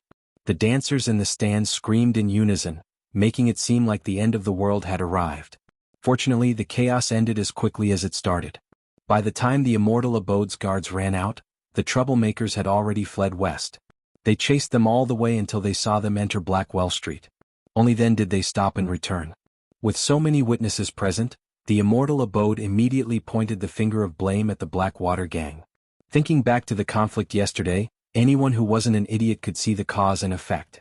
The 5 cities' warden's office arrived, as did the Supreme Court. When they heard the clamor of the diners, they knew that things weren't going well. These Blackwater gang members were a bit too bold. They actually dared to provoke the Duke of Loyalty in such a public manner. They really didn't know how to write the word death. News of anything that happened to Yang Chendong always spread quickly. Shi Heng, who was in the barracks, and the Minister of War Ming, who was in his residence, both received the news. However, the two of them had the same reaction. This was a trap from the start. First of all, they had already sent people to contact the Blackwater gang and were waiting for them to join forces. Then again, if they wanted to deal with Yang Qindong, they wouldn't have resorted to such a painless method. What did smashing a few pieces of glass count for? Although it was expensive for the wealthy Duke of Loyalty, it wasn't even a drop in the ocean. If they did this, not only would they not be able to do anything to the Duke of Loyalty, but it would also arouse the anger of others. Even if everyone had a common enemy, it was really the behavior of a stupid pig. Since the Blackwater gang could occupy Heijing Street for so long, they wouldn't only have such an IQ. If they didn't do it, there seemed to be only one answer. It was that some people directed and acted out a play. It was just that both of them could see it, and even some smart people could see it. But things had already happened, especially when there were rumors in the marketplace, saying that the Blackwater gang was afraid of the Duke of Loyalty, but they couldn't take it lying down, so they used the method of warning. As soon as such news came out, the public was outraged and condemned the Blackwater gang. At the same time, it was tantamount to giving Yang Qindong an excuse to make things bigger. Sure enough, just when Shi Heng and Ming were still worried about whether Yang Qindong would take advantage of this matter, the Supreme Court, the Ministry of Justice, and the 5 cities' warden's office received Yang Qindong's visit. The general idea was that they had to give an explanation for this matter. Even the Ministry of Revenue received Yang Qindong's visit. The general idea was that if the government couldn't guarantee the lawful rights and interests of merchants, was there any need to pay the business tax? This was the Duke of Loyalty, the leader of the merchants of the capital. Although there was no rule that said that all merchants would listen to him, if he raised the issue of whether the business tax should be paid or not, then he would definitely have many supporters.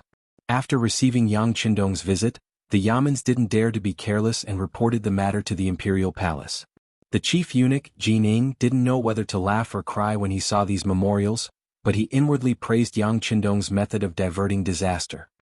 He knew that he had no choice but to take care of the Blackwater gang. It was at this moment that Shi Heng and Ming entered the palace and found Jianghu. But to everyone's surprise, the two of them had faint excitement on their faces. Eunuch Jin, we've received news that they've decided to go all out.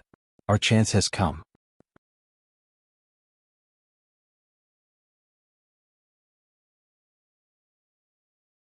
Chapter 304.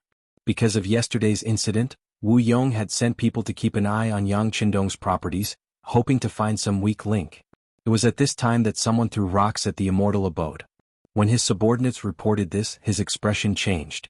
He knew that the other party was looking for an excuse to make a move. After all, yesterday's incident was a personal grudge between Yang Qindong and the Blackwater gang.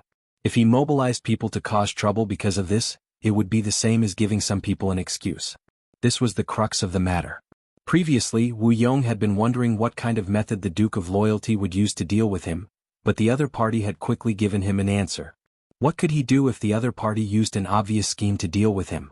He couldn't possibly take the initiative to go to the authorities and say that the matter wasn't his doing.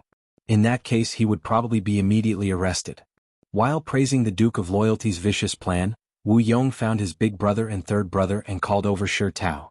He said that he was willing to cooperate and asked that they give them a chance to fight. Of course, the Blackwater gang had another choice, and that was to give up on their current territory and leave the capital. This way they might be able to preserve their lives, but their reputation in the Jianghu would naturally be lost. Those who bullied the weak and feared the strong would find it difficult to survive anywhere. In other words, even if they left, they couldn't just leave in such a muddled manner. There was only one path in front of them, and that was to wrestle with this bold and loyal duke. If they left when they were no match for him, at least others wouldn't look down on them so much. Since they had no choice but to fight, Shi Tao came in handy. The three brothers called him over and told him of their decision, having him make arrangements as soon as possible. Thus, Shi Tao returned to the Yi residence and met with old master Ming. That was why Ming and Shi Heng had joined hands to enter the palace. Ming, Shi Heng and Jianghu discussed in a secret room for more than 2 hours. When they emerged, they all had smiles on their faces as if they were about to complete some important mission. The Yang clan manor. After Yang Qindong diverted the trouble, the warden's office and the Supreme Court sent back news that night. He expressed that he would send troops to wipe out the Blackwater gang, but this power had been here for many years, it was not easy to deal with them.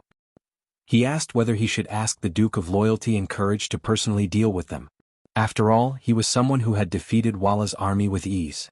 A small underworld gang was definitely no match for him. Everything was going according to plan. Yang Chendong looked at the two Yaman's replies and sneered. He said to Tiger's Mane, "Tell them that this young master will personally lead people there. Let's set the time for tomorrow morning. We need to catch them off guard." "Young master, why are you in such a hurry? How many of our brothers have not returned from the Dark Well Street? I heard that they have a secret passage that leads to the outside world." Tiger's Mane repeated the news he received from the Security Bureau in the afternoon.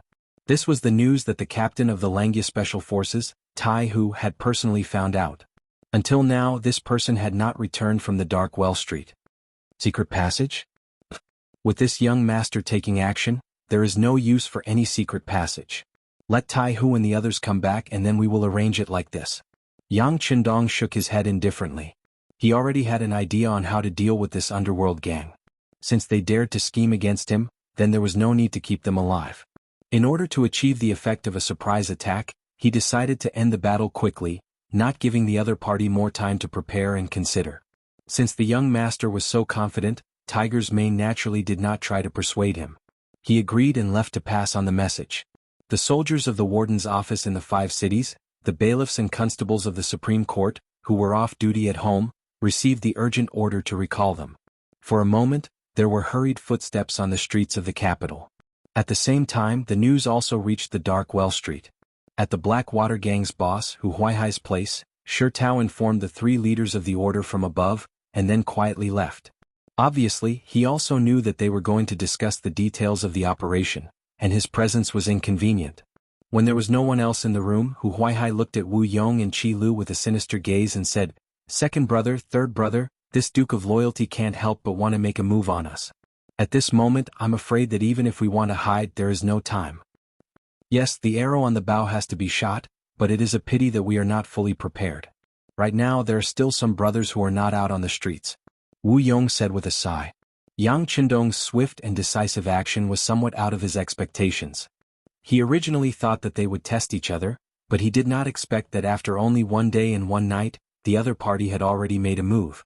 Wu Yong did not know that although he treated himself as a dish, Yang Chendong did not put them in his eyes. They were just big rats that relied on the complicated terrain to survive in the dark corners. In today's society, as long as one was determined, eliminating them was just a matter of minutes.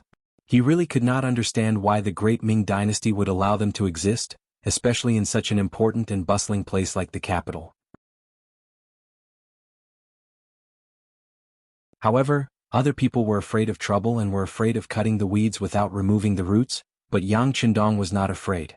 Since they had offended him, then he would teach them a lesson. At the same time, he would use this opportunity to intimidate the other officials who dared to find trouble with him. Him not making a move did not mean that he did not have a way. It was just that everyone's status was there, and it was not convenient to use 2 direct methods to solve the problem. However, this did not mean that he did not have the ability to solve the problem. What are you afraid of? It is just killing 1 person.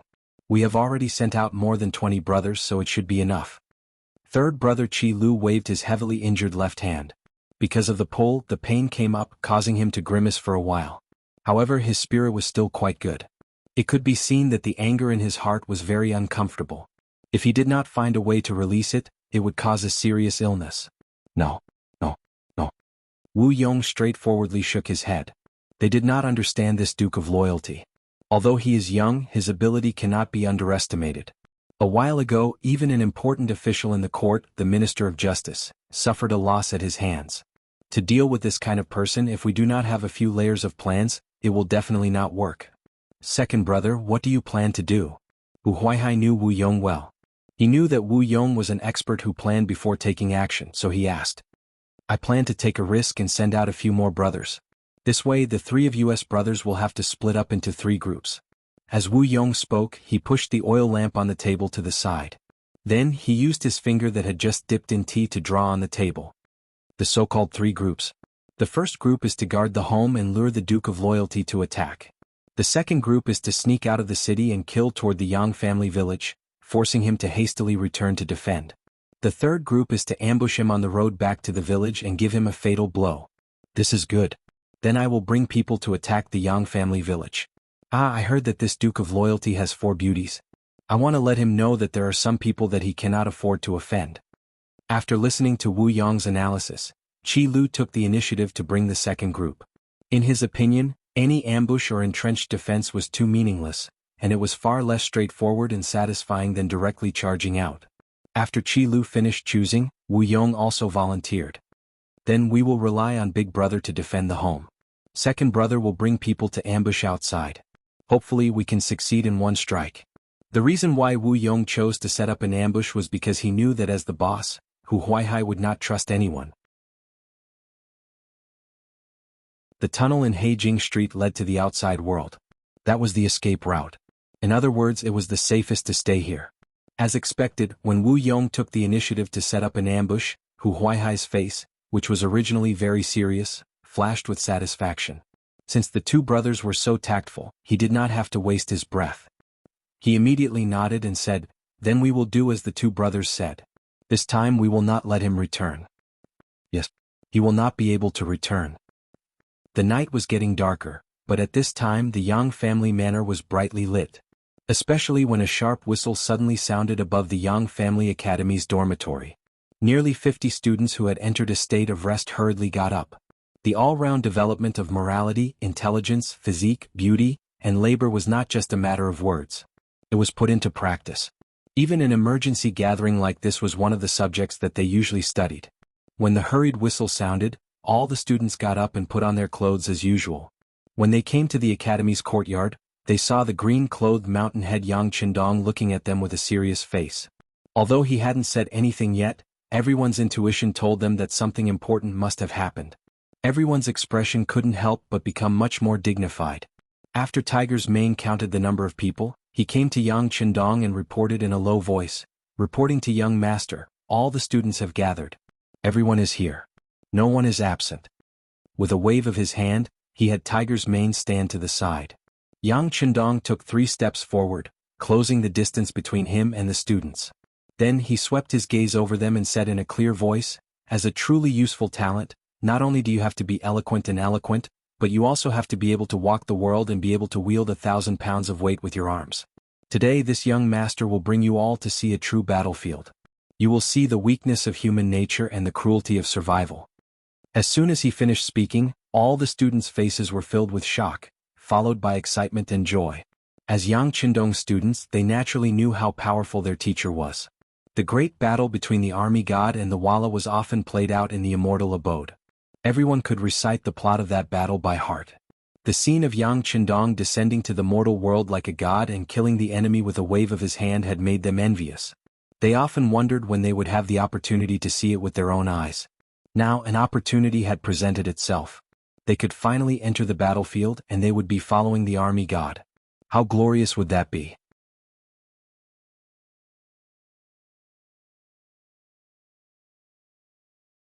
Chapter 305.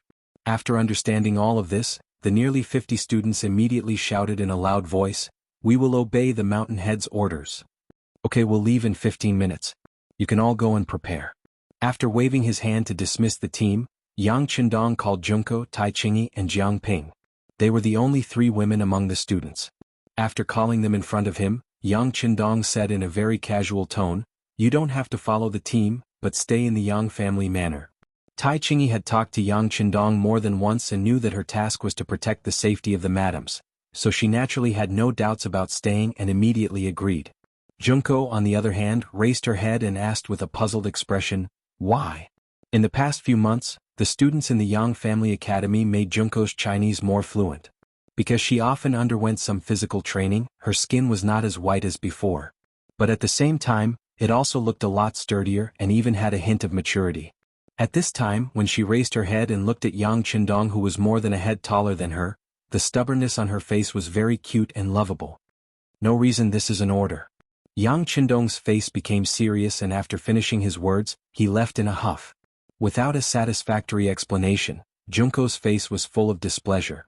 But she couldn't say anything because as early as when she first entered the academy, Yang Qindong said that she had to obey orders and follow instructions. Anyone who dared to break this rule would be mercilessly kicked out of the academy. This was not as simple as a deduction of points. Even with 100 points for conduct, more than half of the students were still expelled. Looking at their reluctant expressions as they left, Junko felt a little sad. With these lessons learned, she didn't dare to disobey Yang Qindong's orders and be kicked out of the academy. Yang Qindong went to the 4th Battalion commander, Wuxia. I'll give you 2 platoons to stay at home. Remember, no matter who it is, if they don't listen to the advice and want to enter the manor, there is no need to be polite. Just shoot them to death. Tiger's Mane.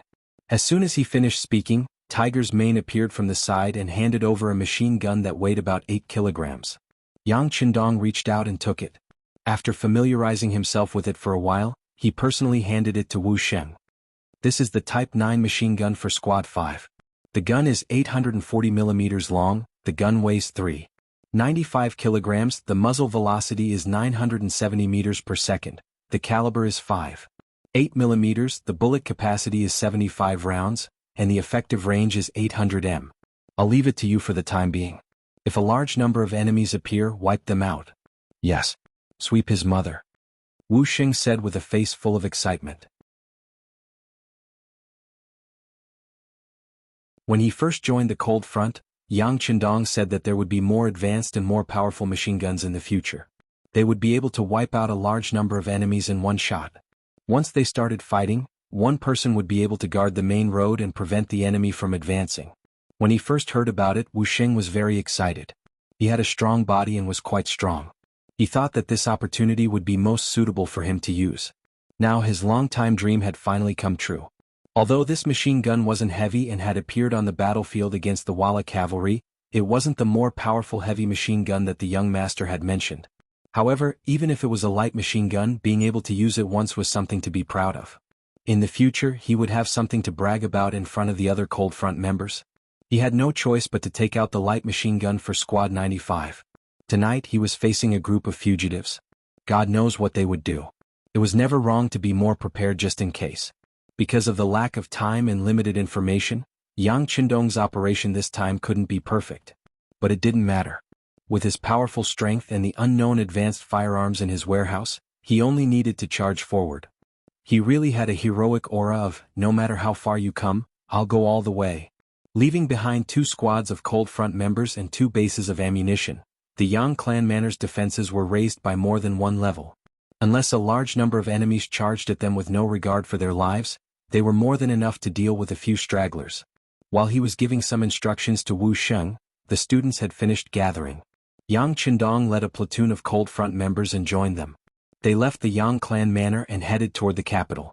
In the inner courtyard of the Yang clan manor, Hu Yen, Xiaoyin, Lady Shui, Lady Xiang, and Yang Duo were all out of bed. Even though it was late at night, none of them were sleepy. As women, there was a limit to what they could do in such a situation. They could only pray in their hearts that their husband and brother would return safely. In reality, it was just suppressing bandits. They would definitely be fine. At the Yongding Gate, at the southern gate of the capital, the commander of the 5 cities warden's office, Sun Tong, was leading a group of soldiers to welcome Yang Qindong. Sun Tong had originally been a rank 6 soldier, but after defeating Walla's army, he had been promoted to rank 5. This was all thanks to Yang Qindong, and his heart was filled with boundless gratitude. This time, he had taken the initiative to stand up and say that he would work with the Loyalty Duke to get this job. At the gate, Yang Qindong saw Sun Tong waiting for him and stepped forward with a smile. You've worked hard. It's not hard at all. Working with the Loyalty Duke reinvigorates my entire body, Sun Tong chuckled, revealing a row of white teeth beneath his tanned face. Sensing that Sun Tong was revealing his true feelings, Yang Qindong patted him on the shoulder. Good. People made mistakes. For example, Sun Tong had betrayed Yang Qindong because he had secretly passed on the information to Jining. Fortunately, he had been able to return and was determined to know which side he was on. In Yang Qindong's eyes, such a person was a talent that could be nurtured. As soon as his palm touched Sun Tong's shoulder, his eyes lit up with excitement. He knew that the Loyalty Duke had approved of him. This made him even more determined to make the decision he had just made. It had been said before that those who could become the commander of the 5 cities warden's office were all shrewd people. Otherwise, they would not have been able to secure their positions. Weighing the pros and cons like this, how to balance the various forces to the satisfaction of everyone, This was an extremely profound study. Under the influence of such an environment, Sun Tong chose to hug the tree and not let go. He was determined to cling to Jin Ying's thigh. This way he would be able to secure the position of Taiping. This way of thinking was not wrong. Under Jin Ying's protection, it would be extremely difficult for others to touch him. But everything had its pros and cons. Wanting to rely on this relationship to advance was also extremely difficult. This was because there were too many people relying on Jin Ying, and most of them held important positions. In comparison, the small 5 cities warden's office was too small. It was so small that Jin Ying could sacrifice herself at any time. It was also destined that there would not be too many resources placed on him. Because of this, when they had defeated the Walla and given out rewards, many important officials close to Jin Ying had obtained many benefits and promotions for various reasons. But Sun Tong, who had made great contributions, had only been promoted by half a rank. He had risen from grade 6 to grade 5, and his position had not changed at all. It was impossible to say that this matter had not affected Sun Tong. Why was it that those officials who only knew how to sit in their manners were able to obtain such great benefits, while he, a person who was in the middle of the situation, risked his life and only obtained such small benefits? Unable to understand, he began to have other thoughts. Gradually, Sun Tong's mentality changed. He was no longer so eager to work for Jin Ying. He began to consider where he would go in the future. It was at this time that orders came from above. They said that they would transfer people temporarily under the command of the Duke of Loyalty. They said that they were going to destroy some Jianghu gang. It was as if someone had handed over a lamp in the dark night. It instantly illuminated Sun Tong's path and allowed him to see new hope. After a mental struggle, he finally made up his mind. He would give up on Jin Ying and rely on the Duke of Loyalty. Perhaps at the moment this was not a wise path. But unless he wanted to muddle along for the rest of his life, if he wanted to stand out, it would be difficult to find any other choice. With such thoughts, when Sun Tong appeared in front of Yang Qindong again, his attitude had changed completely. His sincere respect could be felt by anyone. The two armies converged together. They held torches like a fire dragon and quickly passed through the streets and alleys. They arrived at Heijing Street near dawn. Many bailiffs and constables from the Supreme Court had already surrounded the place. From a distance, there was a guard post every 3 meters and a sentry every 5 steps. It was as if they had surrounded the place like an iron bucket. The person from the Supreme Court in charge of this operation was a deputy of the Supreme Court named Wang Bo. He was a secondary class, level 6 official. Seeing Yang Qindong arrive, he quickly bowed and said respectfully, "Wang Bo greets the Duke of Loyalty. How is the situation?" Yang Qindong did not give Wang Bo a second glance. Instead, he cast his gaze to the front. Looking at the quiet street, he could not help but let out a cold laugh. Heijing Street was one of the most difficult and complicated factions to control. Who knew how many criminals with lives on their hands were hidden here? There were also many Jianghu characters who were used to living here temporarily. How could such a place be so lightly guarded? Even if it was before dawn with an army surrounding it, it couldn't be that there wasn't even the slightest bit of movement. And now, everything was so quiet, even more so than usual. This could only mean that the other party had long since known about this and was already on guard. Replying to the Duke of Loyalty, "I have already sent people to surround this place, but..." Wang Bo seemed to want to say something but stopped.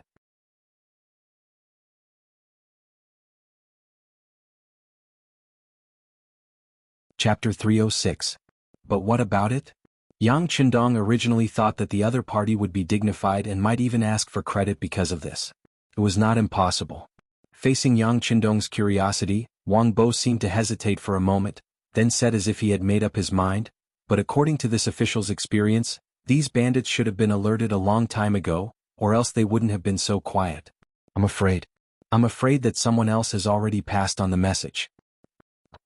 He thought that this was just an official sent by the Supreme Court, and that he was only cooperating with him on the surface to clear his relationship with him. He didn't think that he would have such knowledge. Most importantly, what he said was the truth. While Yang Qindong was puzzled, Sun Tong walked up and whispered in his ear, "This official knows this Wang Bo. He is quite capable, but because of his poor family background, he didn't have the money to send gifts to the higher-ups, so he has been ostracized and hasn't been promoted." After saying this, Sun Tong took the initiative to retreat to the side. He believed that he had explained the situation quite thoroughly. As expected, Yang Qindong nodded as if he understood everything. However, he definitely wouldn't be reassured by just a few words from others. Therefore, he continued to question Wang Bo. Lord Wang, now that things have come to this, what do you think we should do next? If this official is so bold, I would like to ask the Duke of Loyalty to take back the order. We will leave for now and wait for the right time to strike. Wang Bo hesitated, thinking about the huge distance between them and how to phrase his next words. But when he thought about it, with his ability, if he thought of something and made a hint, he would be overestimating himself. Now wasn't the time to play any tricks, so he might as well say it directly. This way, after expressing his loyalty, he would have no regrets about how things would develop. Wang Bo actually advised Yang Qindong to take back the order to attack. Sun Tong was startled at first, then he bluntly reprimanded, "How dare you say such things in front of the Duke of Loyalty? What are your intentions?" Even though Sun Tong was a military officer, he was still a secondary class rank 5. He had the right to reprimand Wang Bo, who was a secondary class rank 6. Most importantly, he had already gained the initial approval of Yang Qindong, so it was even more reasonable for him to say such words at this moment. I was too rash. After being pointed out by Sun Tong, Wang Bo hurriedly admitted his mistake. Yang Qindong, who was standing at the side, naturally chuckled. How could he not see that the two of them were clearly putting on a show here? Since Sun Pong had spoken up for Wang Bo before, it was clear that they knew each other and even had some friendship.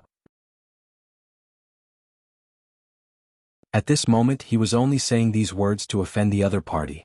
Wang Bo naturally knew this, so he stopped at a certain point. He quickly stopped talking and expressed that he knew he was wrong.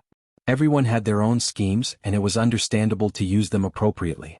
Yang Qindong didn't want to comment on this. Since he knew the truth, he casually waved his hand and said, "Forget it, official Wang also had good intentions." Hearing these words, Sun Tong and Wang Bo both let out sighs of relief. It was good that they weren't blamed. Moreover, hearing the meaning of these words, the Duke of Loyalty understood everything. Since it was like this, then the operation tonight could be cancelled. Thinking about it, it made sense. Originally, they were playing a sneak attack. Since the other party already knew of their movements and had made preparations in advance, there was already no meaning in talking about a sneak attack. Just as Sun Tong and Wang Bo were thinking about cancelling tonight's operation and returning without any results, Yang Qindong said with an extremely calm tone, "The other party is a bandit, we are officials. Since it is like this, how can officials be afraid of bandits? Since we have come, who cares if they have made preparations or not? This time we can't just go back like this. Pass down the order for everyone to make preparations. We will attack in an hour." Even though he knew this, he still acted as usual. Yang Qindong's actions and decision made Sun Tong and Wang Bo both stunned. The two opened their mouths wide and wanted to say something. For example, if the enemy had received the news, would they have already left through the secret passage? If they killed their way in step by step, what was the use? Apart from losing the lives of some of their brothers, was there no other use? Or was the Duke of Loyalty also fishing for fame and didn't want to do anything with the Blackwater gang? Was all this just to save face? At this moment, the two seemed to have 100,000 questions in their hearts, but they didn't know how to ask. Yang Qindong didn't give any explanation to the two's confusion.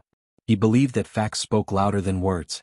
Everything that happened next would naturally tell them whether what they were doing now was right or wrong. "Come, bring the walkie-talkie over."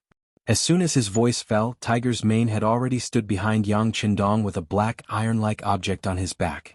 However, Yang Qindong didn't touch this guy immediately. Instead, he turned around and looked at the dozens of academy students he brought with him and said, "Watch carefully. What does it mean to be irresistible? What does it mean to be unable to withstand a single blow? You also need to know that sometimes, using the right method will have an effect. You need to know that in the face of absolute strength, any conspiracy or trick is fragile and useless."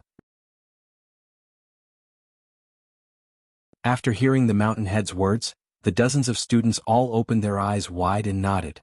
Then they looked forward with bright eyes. At this moment, their spiritual energy was highly concentrated, as if they were afraid that they would miss something important if they weren't careful. However, after reprimanding these words, Yang Qindong had already reached out and held the walkie-talkie in his hand.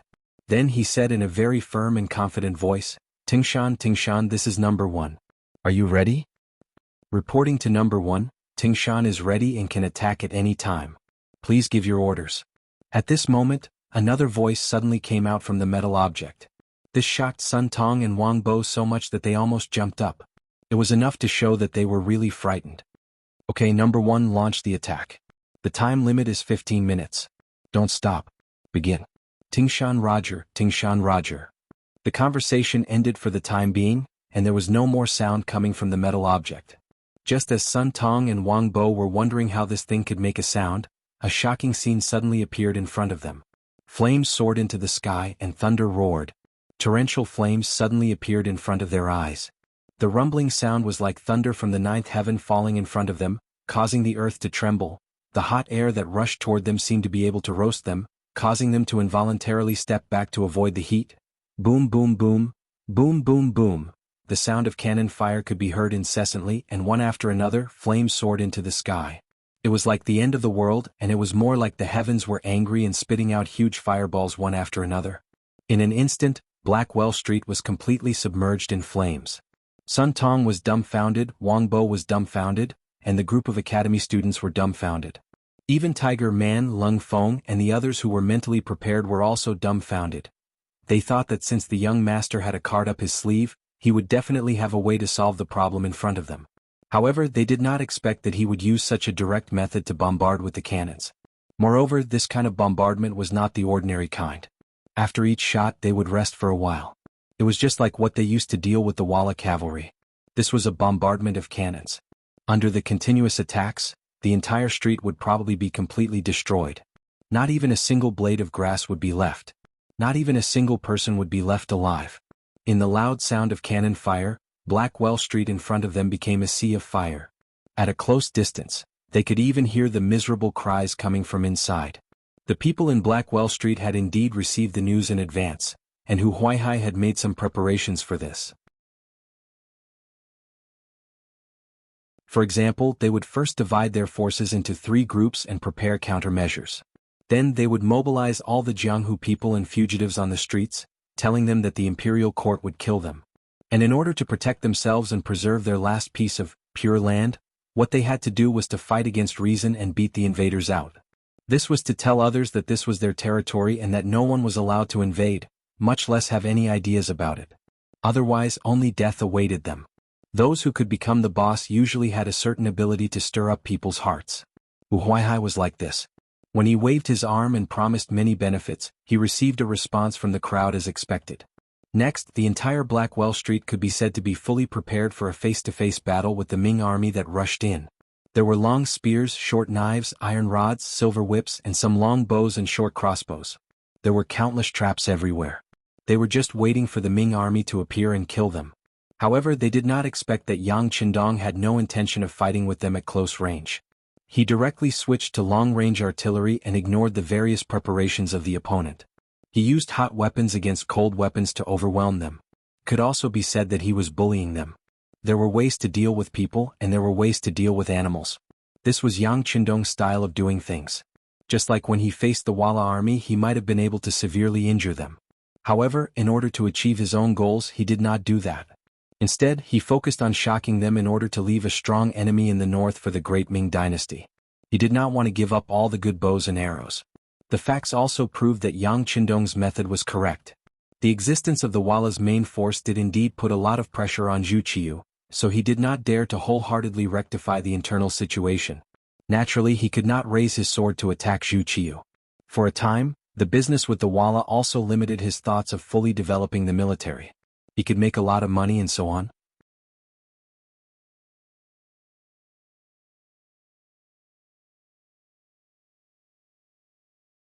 Chapter 307. He had shown mercy to the people of Walla because it was related to the overall situation. However, he would not show any mercy to these evil forces who dared to provoke him.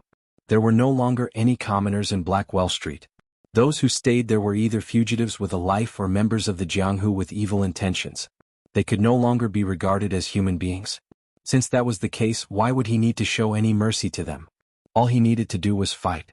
Since he was ready to fight, how to obtain the greatest victory with the least cost was the problem that Yang Qindong had to consider. His opponent was so strong that he did not care about his life, especially when he had made preparations beforehand. Under such circumstances, if he just attacked blindly, he would lose many people. Furthermore, there were rumors of a secret passage. It was very likely that even if he paid the price and charged in, he might not be able to kill the main culprit. If he could not remove the root of the problem, then the danger would be even greater. At that time, the enemy would be in the dark while he was in the light. The feeling of being on guard for 1,000 days would be very unpleasant. Yang Chendong was not an indecisive person. When he could act swiftly and decisively, he would not be wishy-washy. Therefore, he directly chose to cover the area with cannon fire. Not only would he be able to beat up his opponent, but he would also be able to intimidate the other officials. He believed that after this incident, anyone who had any ideas about him would have to consider the consequences, right? Imperial City, Imperial Palace. The Earth Dragon has turned over. Quickly find a place to hide. Don't panic, the cannon fire continued and landed on the ground.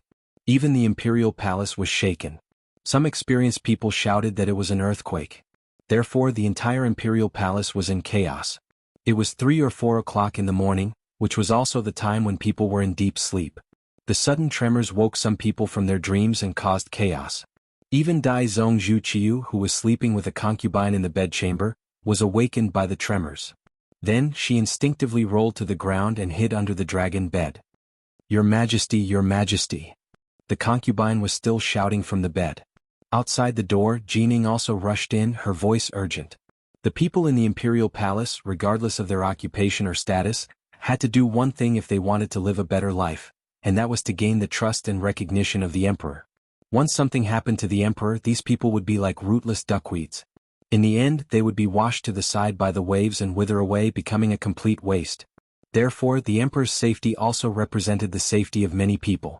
Shouts rang out everywhere. Zhu Qiu, who was hiding under the bed, said with a hint of panic in her voice, We are here. My beloved subject, quickly find a place to hide. Hide. Yes. Jining and the concubine both agreed. Then they each found a seemingly safe place to hide.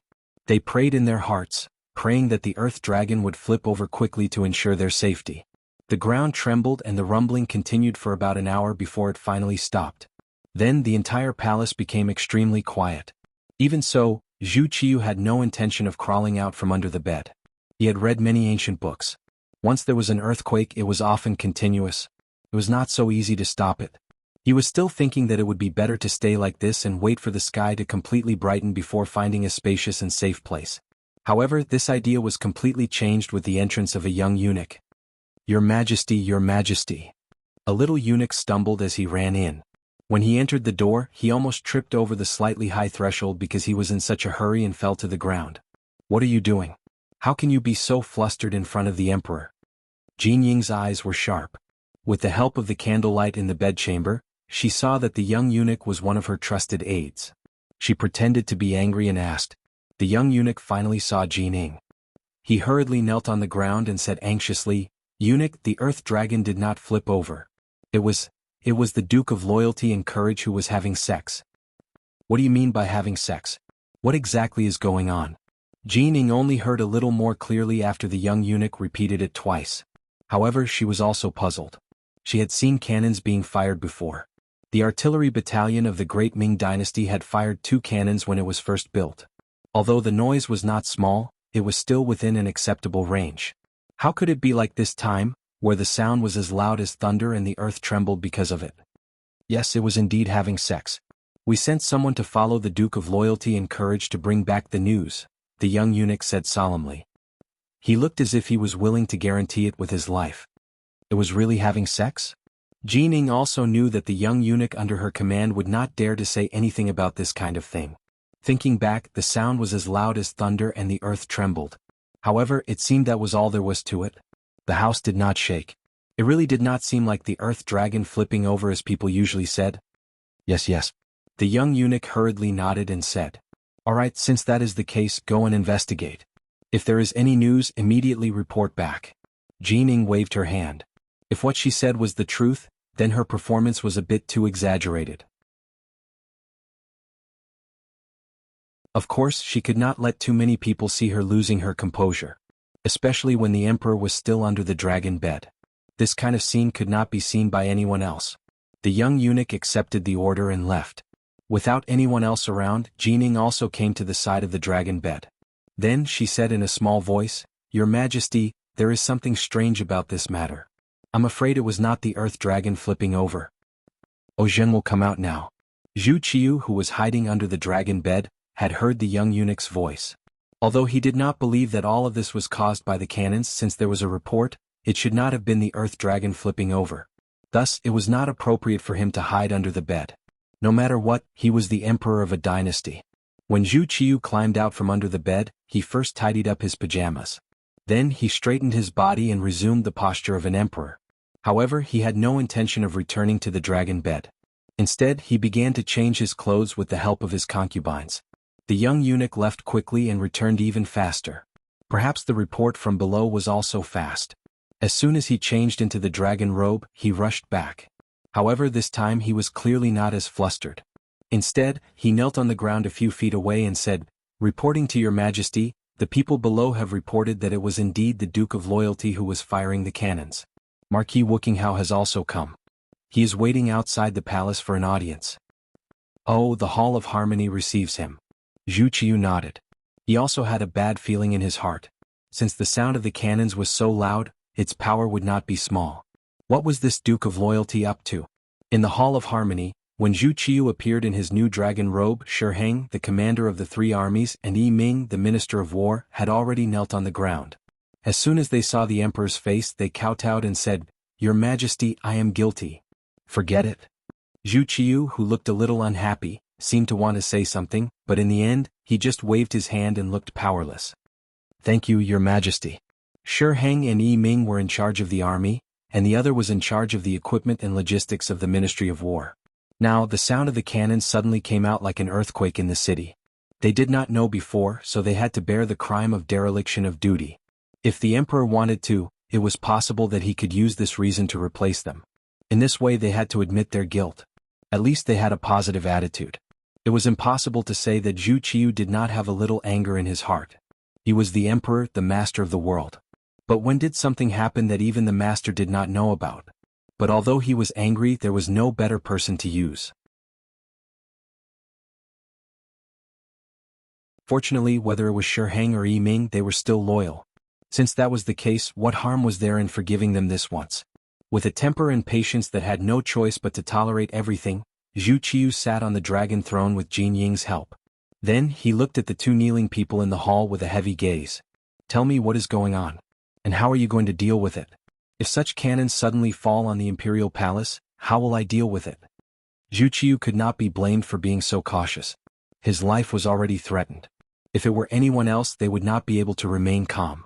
When these words were asked, Shi Heng and Ming both had bitter expressions on their faces. What happened tonight was indeed somewhat out of their expectations. They originally thought that the Duke of Loyalty had the support of the mercenaries and could not be underestimated. But if they really did fight, there was nothing to be afraid of. The enemy's advantage was that they had good firearms, but their disadvantage was also very obvious. They had too few soldiers. If a fight really broke out and the 150,000 recruits of the capital charged out, each person's spit would drown the enemy. At that time, no matter how advanced one's weapons were, one would not be able to escape the misfortune of being completely surrounded. It was only because the mercenaries were not to be trifled with, and Yang Qindong's existence could effectively intimidate Walla and Zhu Qizhen that there was a need to keep this person alive. This was why they had not truly fallen out with him. Tonight's matter had caused the 2 who had been very confident to instantly panic.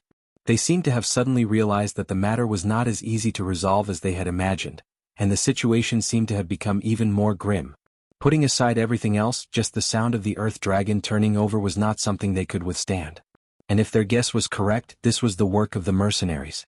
Then just how many more tricks did they have that they had yet to reveal? Attributing all the credit to the mercenaries could be considered a modern AQ spirit.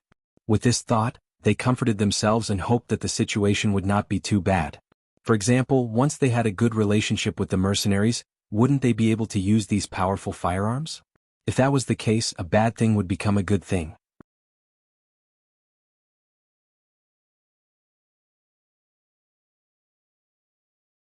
Chapter 308. Thinking of this, Ming spoke first. "Your Majesty, the power of the new cannons is so great that they should be provided by the mercenaries. I beg you to contact them. If they can obtain such powerful cannons, it would be your Majesty's good fortune, the great Ming's good fortune, and the people's good fortune." Hearing that he could also have such firearms, Zhu Qiu was immediately interested. Beloved official E, are you confident? Your Majesty, the mercenaries are only after money. As long as we agree to their demands, it shouldn't be difficult. After all, there is no conflict of interest between us, and from the facts, they have no intention of becoming enemies with us.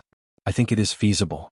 Ming knew that this was not the time to hesitate, so he spoke of his speculation as reality. Good, since that is the case, beloved official E, beloved official Jean, I will leave this matter to the two of you. Remember, as long as the other party's demands are not too excessive, you can agree to them. Zhu Qiu's face was bright as he spoke. He had even begun to imagine what it would be like if he had such firearms. At that time he could first unify the great Ming and defeat his imperial brother Zhu Qizhen. Then he could even personally lead an army to the Walla. The humiliation he had suffered before would be another description and praise in the history books. As for placing Jin Ing among them, this was one of Zhu Qiu's methods of self-protection. After all, the power of the cannons was too great, so great that it could threaten his life at any time. Since this was the case, he had to have it in his hands. Otherwise he would not be able to sleep peacefully in the future. After Ming spoke of the cannons, the kneeling Shiheng also spoke. Your Majesty, everything is ready. I suggest that the soldiers of the Datong Prefecture, the Kaiping Guard, and the Guangning Guard be replaced with the soldiers of the capital. I ask for your Majesty's permission. This is something that has already been discussed. Since beloved official Shi has mentioned it, we will immediately do it. Zhu Qiu was well aware of the change in guard that had been planned for a period of time. She originally wanted to wait for a while before discussing it, but since Shiheng mentioned it now, she decided to get it done immediately. Speaking of which, the change of guard this time was very confidential. Only the Emperor Zhu Qiu, Chief Eunuch Jin Ing, and Marquis Wuxia Shiheng knew about it.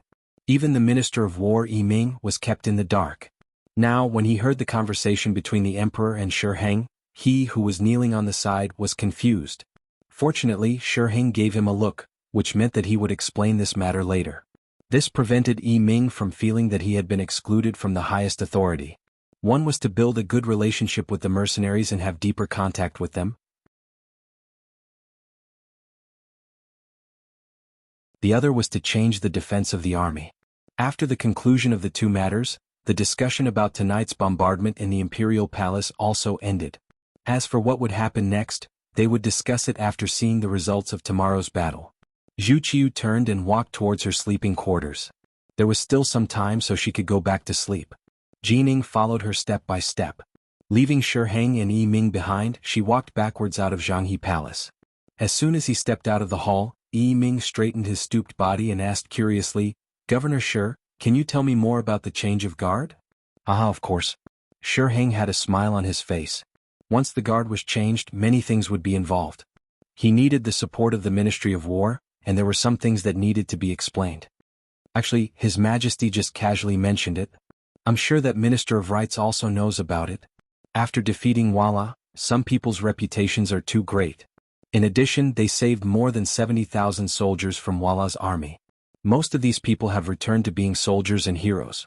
They are all grateful for a certain person's great kindness.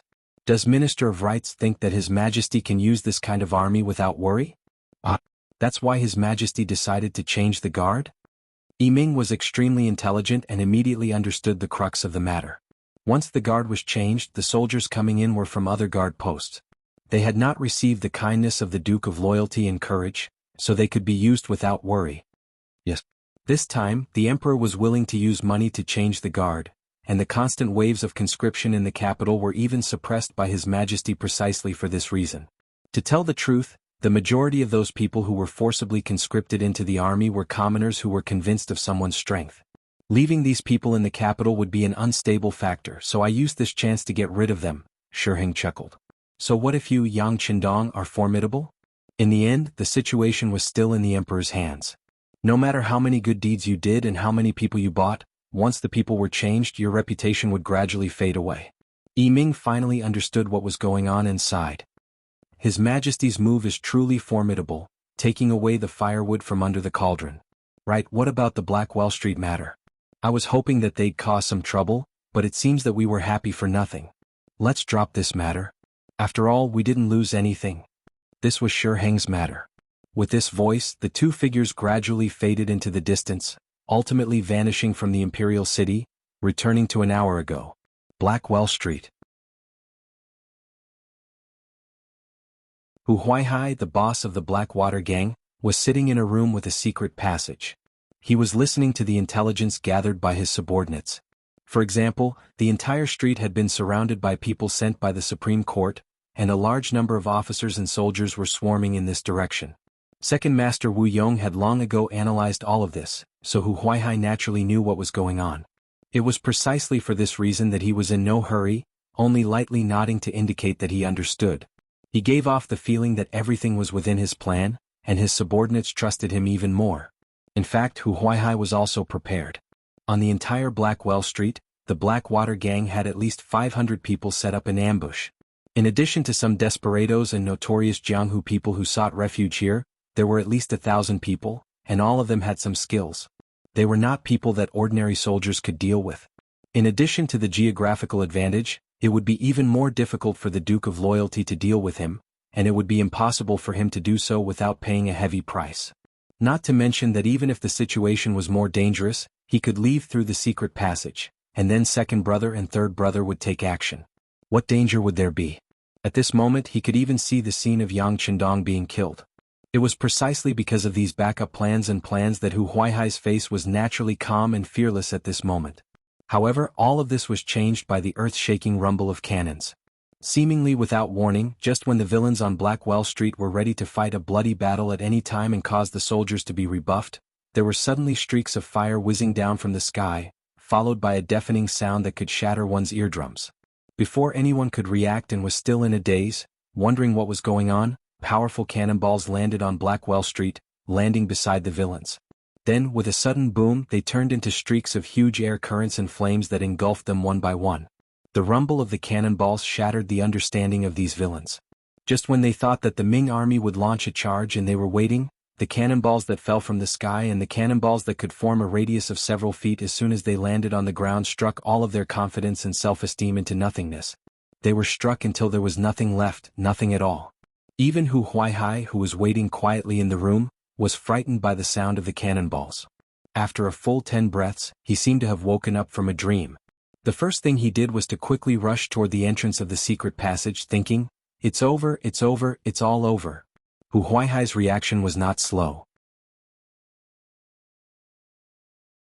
His body nimbly slipped into the secret passage, but in the face of this kind of aimless cannonball that completely covered everything, the so-called secret passage was not safe. This was because at this moment, a cannonball landed beside the small courtyard. The powerful shock caused a huge pit to appear in the ground. Under such power, the secret passage naturally collapsed. This boss of the Blackwater gang, who could cover the sky with one hand on Blackwell Street and even had no regard for the law, was blocked in the secret passage. Then, a large amount of dust pressed down on his body. He shouted and screamed, flailing his arms and legs, but all of this could not change the fact that he was drowned. A suffocating feeling swept through his body. At this moment, perhaps there was only one thought in his mind, and that was regret. If he could redo his life, he would definitely not choose to offend the Duke of Loyalty. The sound of the cannonball rang out, spreading far and wide. Third Master Qi Lu's group that was rushing toward the Yang village could not help but stop. Looking back, based on his intuition, he could tell that the cannonball should have landed in the direction of Blackwell Street. He could not help but frown, but the straightforward Third Master Qi did not intend to stop the operation. In his view, he had lost face and was actually injured in the hands of a small servant. This hatred had to be avenged. Otherwise, where would he put his face? How would he be able to establish a foothold in the Jianghu in the future? It was precisely because of this worthless face that Qi Lu did not intend to retreat even though he knew that the situation had changed. He led a total of 200 brothers of the Blackwater gang to the Yang village that was 15 li south of the capital. The outer courtyard of the Yang village. Battalion Commander Wu Sheng, who was ordered to wait here, saw huge bursts of fire coming from the direction of the capital and heard the sound of cannonballs. He said excitedly, "The young master has made his move. Next it's up to us brothers. Everyone listen up. Once the enemy appears, don't hesitate to beat them up. Beat them up until even their parents can't recognize them."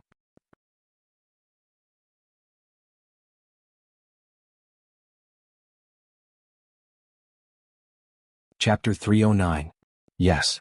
2 platoons of 60 people from Cold Vanguard answered in unison, followed by the crisp sound of gun bolts being pulled. Who knew how many times they had trained for such a battle? The Cold Vanguards were already familiar with it. Even the hands holding the guns did not tremble in the slightest. This was the benefit of being an elite. All along, Yang Qindong had been walking the path of elite soldiers. After going from the front lines to the military supply department, he knew how big the expenditure of a large army was. At that time he was really shocked. It was not an exaggeration to say that it was an astronomical figure. It was because he knew how much money was needed to sustain an army that he had to train the most elite cold vanguards. Quality was more important than quantity. This was to reduce the financial losses while at the same time, they could do more things. Now it seemed that he had made the right choice. At least the cold vanguards were extremely elite. On the battlefield, with advanced firearms, 1 against 10 or even dozens of people would not be a problem. This was only the strength of one cold vanguard. If many cold vanguards were to gather together, they would be able to display even more dazzling and unbelievable results. The cold vanguards were already prepared. They were only waiting for the enemy to appear. And as expected, the enemy, Qi Lu, really came. Along the way they were very careful, afraid of causing a bigger commotion. Leading a group of experts, Third Master Qi was full of confidence. Although there weren't many of them, only less than 200 of them, these were people who had walked through mountains of swords and seas of fire. To them, killing people was like child's play.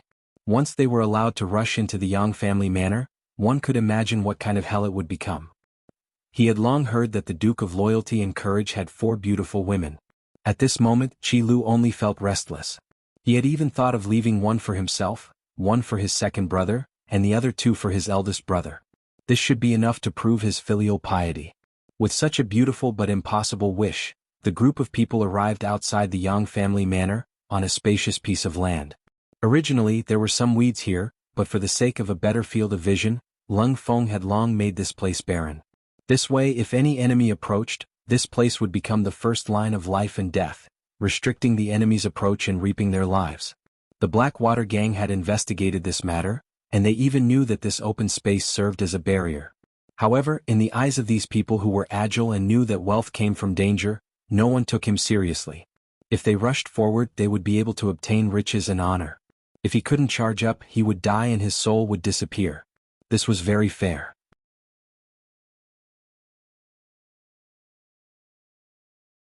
This was the understanding that everyone had engraved in their minds. Even though they knew what the consequences would be, everyone only hesitated for a moment when they arrived in front of the empty space. After they had adjusted their breathing, under Qi Lu's command, they flew up and charged forward. Their speed was fast, and with the cover of the night, they were charging over a large area. In their opinion, even if the Yang manor was aware, it would be impossible to stop all of them in such a short period of time. Once half or even half of the people charged into the manor, it would be their world. Everything would be under their control. Qi Lu's plan was very good. When he charged, he didn't charge at the front, but instead he hid in the middle of the group. His past experience told him that the people in the middle were usually the safest.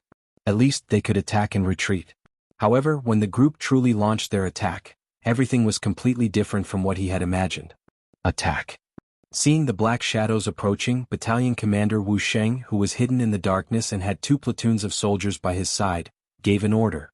60 soldiers of the Cold Vanguard aimed their guns at the empty space in front of them at the same time. Then there was a series of crackling sounds like firecrackers. Streaks of fire were shot out from their muzzles, flying straight out and accurately hitting the black shadows in the distance. What was a harvester? What was a tornado? What was a barren land? The current scene was a good example of this. As the concentrated gunshots rang out, the black figures that were running forward fell to the ground one by one. Puddles of fresh blood blossomed as if they were worthless, causing the originally clean ground to be left with patches of blood stains and crimson fresh blood. Holding the Type 95 class machine gun in his hand, Battalion Commander Wu Sheng's right index finger kept moving. 222. Bullet shells flew in all directions, and the black shadows fell to the ground. Among them, there were some whose faces were filled with unwillingness, some whose eyes widened in shock, and some who didn't even have the chance to show any expression before they fell into a pool of blood and died. Of course, there were more black shadows that fell to the ground after hearing the gunshots. Among them was Qi Lu, Master Qi San. He already knew that the mercenaries' guns were powerful, so he was mentally prepared. But when he saw that no less than 56 people had died and more than 30 people were injured, Qi Lu still couldn't accept this result. But there were some things that had already been done, so there was no room for regret. Just like now, since he had already rushed out, he couldn't even retreat now. Everyone listen up. Move forward carefully and lower your body. Whoever rushes into the manor first will be rewarded with 500 taels of silver by the boss. When there was a great reward, there would definitely be brave men. Knowing that there was no way out, Qi Lu issued a great reward. At that moment, the black-clothed people that were originally lying on the ground seemed to have come back to life. One by one, they started to crawl forward, just like how Lung Feng's subordinates crawled forward during training. Crawling like a dog? Interesting. Battalion Commander Wu Sheng, who was more than 100 meters away, used the night vision device to clearly see the performance of Qi Lu and the others.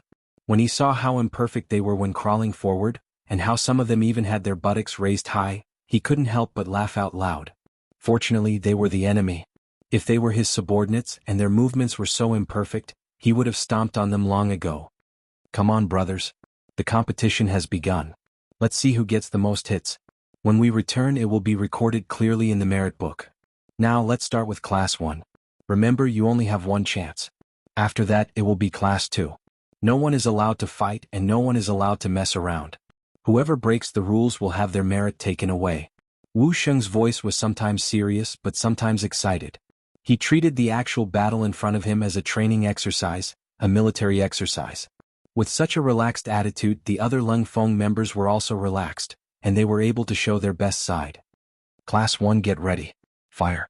Bang, bang, bang. 10 gunshots rang out, and 7 of the crawling black-clothed people stopped moving in an instant. Class 1, 7 people have been hit in the first round. Class 2, get ready. Wu Sheng's voice rang out in a timely manner. What followed was Class 2's first round of shooting. Another 6 black-clothed people were hit and stopped moving. Class 3, get ready. Wu Sheng issued one order after another. The number of black-clothed men was reduced one by one. Originally, there were at least 100 people in the group, but after a round of roll call, not even half of the 50 people were left alive. Qi Lu was quite lucky. Because he had been lying on the ground and did not dare to move, no one hit him in this round of roll call. However, when he clearly felt his brothers dying one by one, cold sweat flowed down his neck. These people were not afraid of death. They had been living a life of blood on the edge of a blade. However, they were not afraid of death and they would not die if they did not replace them. Especially when they did not even see the shadow of their opponents and died without knowing why. This was something that no one wanted. Now that he was in the situation, he finally understood how powerful these advanced firearms were. At this moment, he regretted his reckless actions. Suddenly, Qi Lu gritted his teeth and shouted, "Brothers, don't be afraid. The weapons in their hands are only useful from a distance. When we get closer, it will be our world. Now listen to me. Everyone stand up and charge together.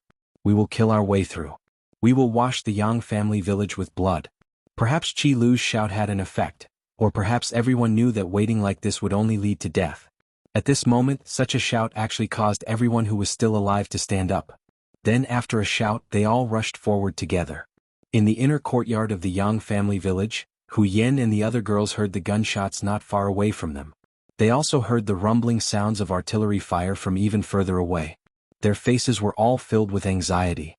Around them, not only did the second security team, Dao Xiao and the others stay, but also the academy students Tai Qingyi and Jiang Ping. They were dressed in black and had long swords at their waists. They looked like they were ready to fight at any time in the face of danger. It was because of their existence that the inner courtyard was not disturbed by the outside world and became extremely safe. However, this could not eliminate the anxiety in Hu Yen and the other girls. After all, they were girls. War and blood seemed to be very distant things to them. Now that it really happened in front of them, they could not be blamed for acting in all kinds of ways. As the legal wife, Hu Yen knew when to show her responsible side. She mustered up the courage to comfort the girls. "It's okay. Luleng has already said that the sound of artillery and gunshots is normal. Besides, there are mercenaries outside. No one can enter the village. Everyone don't worry." However, at the same time, Hu Yen also blamed herself. This time it was actually because of them. If it were not for wanting to save more women, there would not be a conflict with the Blackwater gang, and this would not have happened. In the end, it was their kindness that brought trouble to their husband. Not only Hu Yen but the other girls also thought so. They even began to consider whether they should seriously consider what they were going to do in the future. You're tuning in to the Han Li's Wuxia Adventures YouTube channel. We're so grateful for your support and don't forget to subscribe to join us on this incredible journey through captivating stories. Your generosity through donations truly makes a world of difference, as it's the primary source of revenue that allows me to expand and enhance this channel for you. Thank you from the bottom of my heart for being a part of this adventure.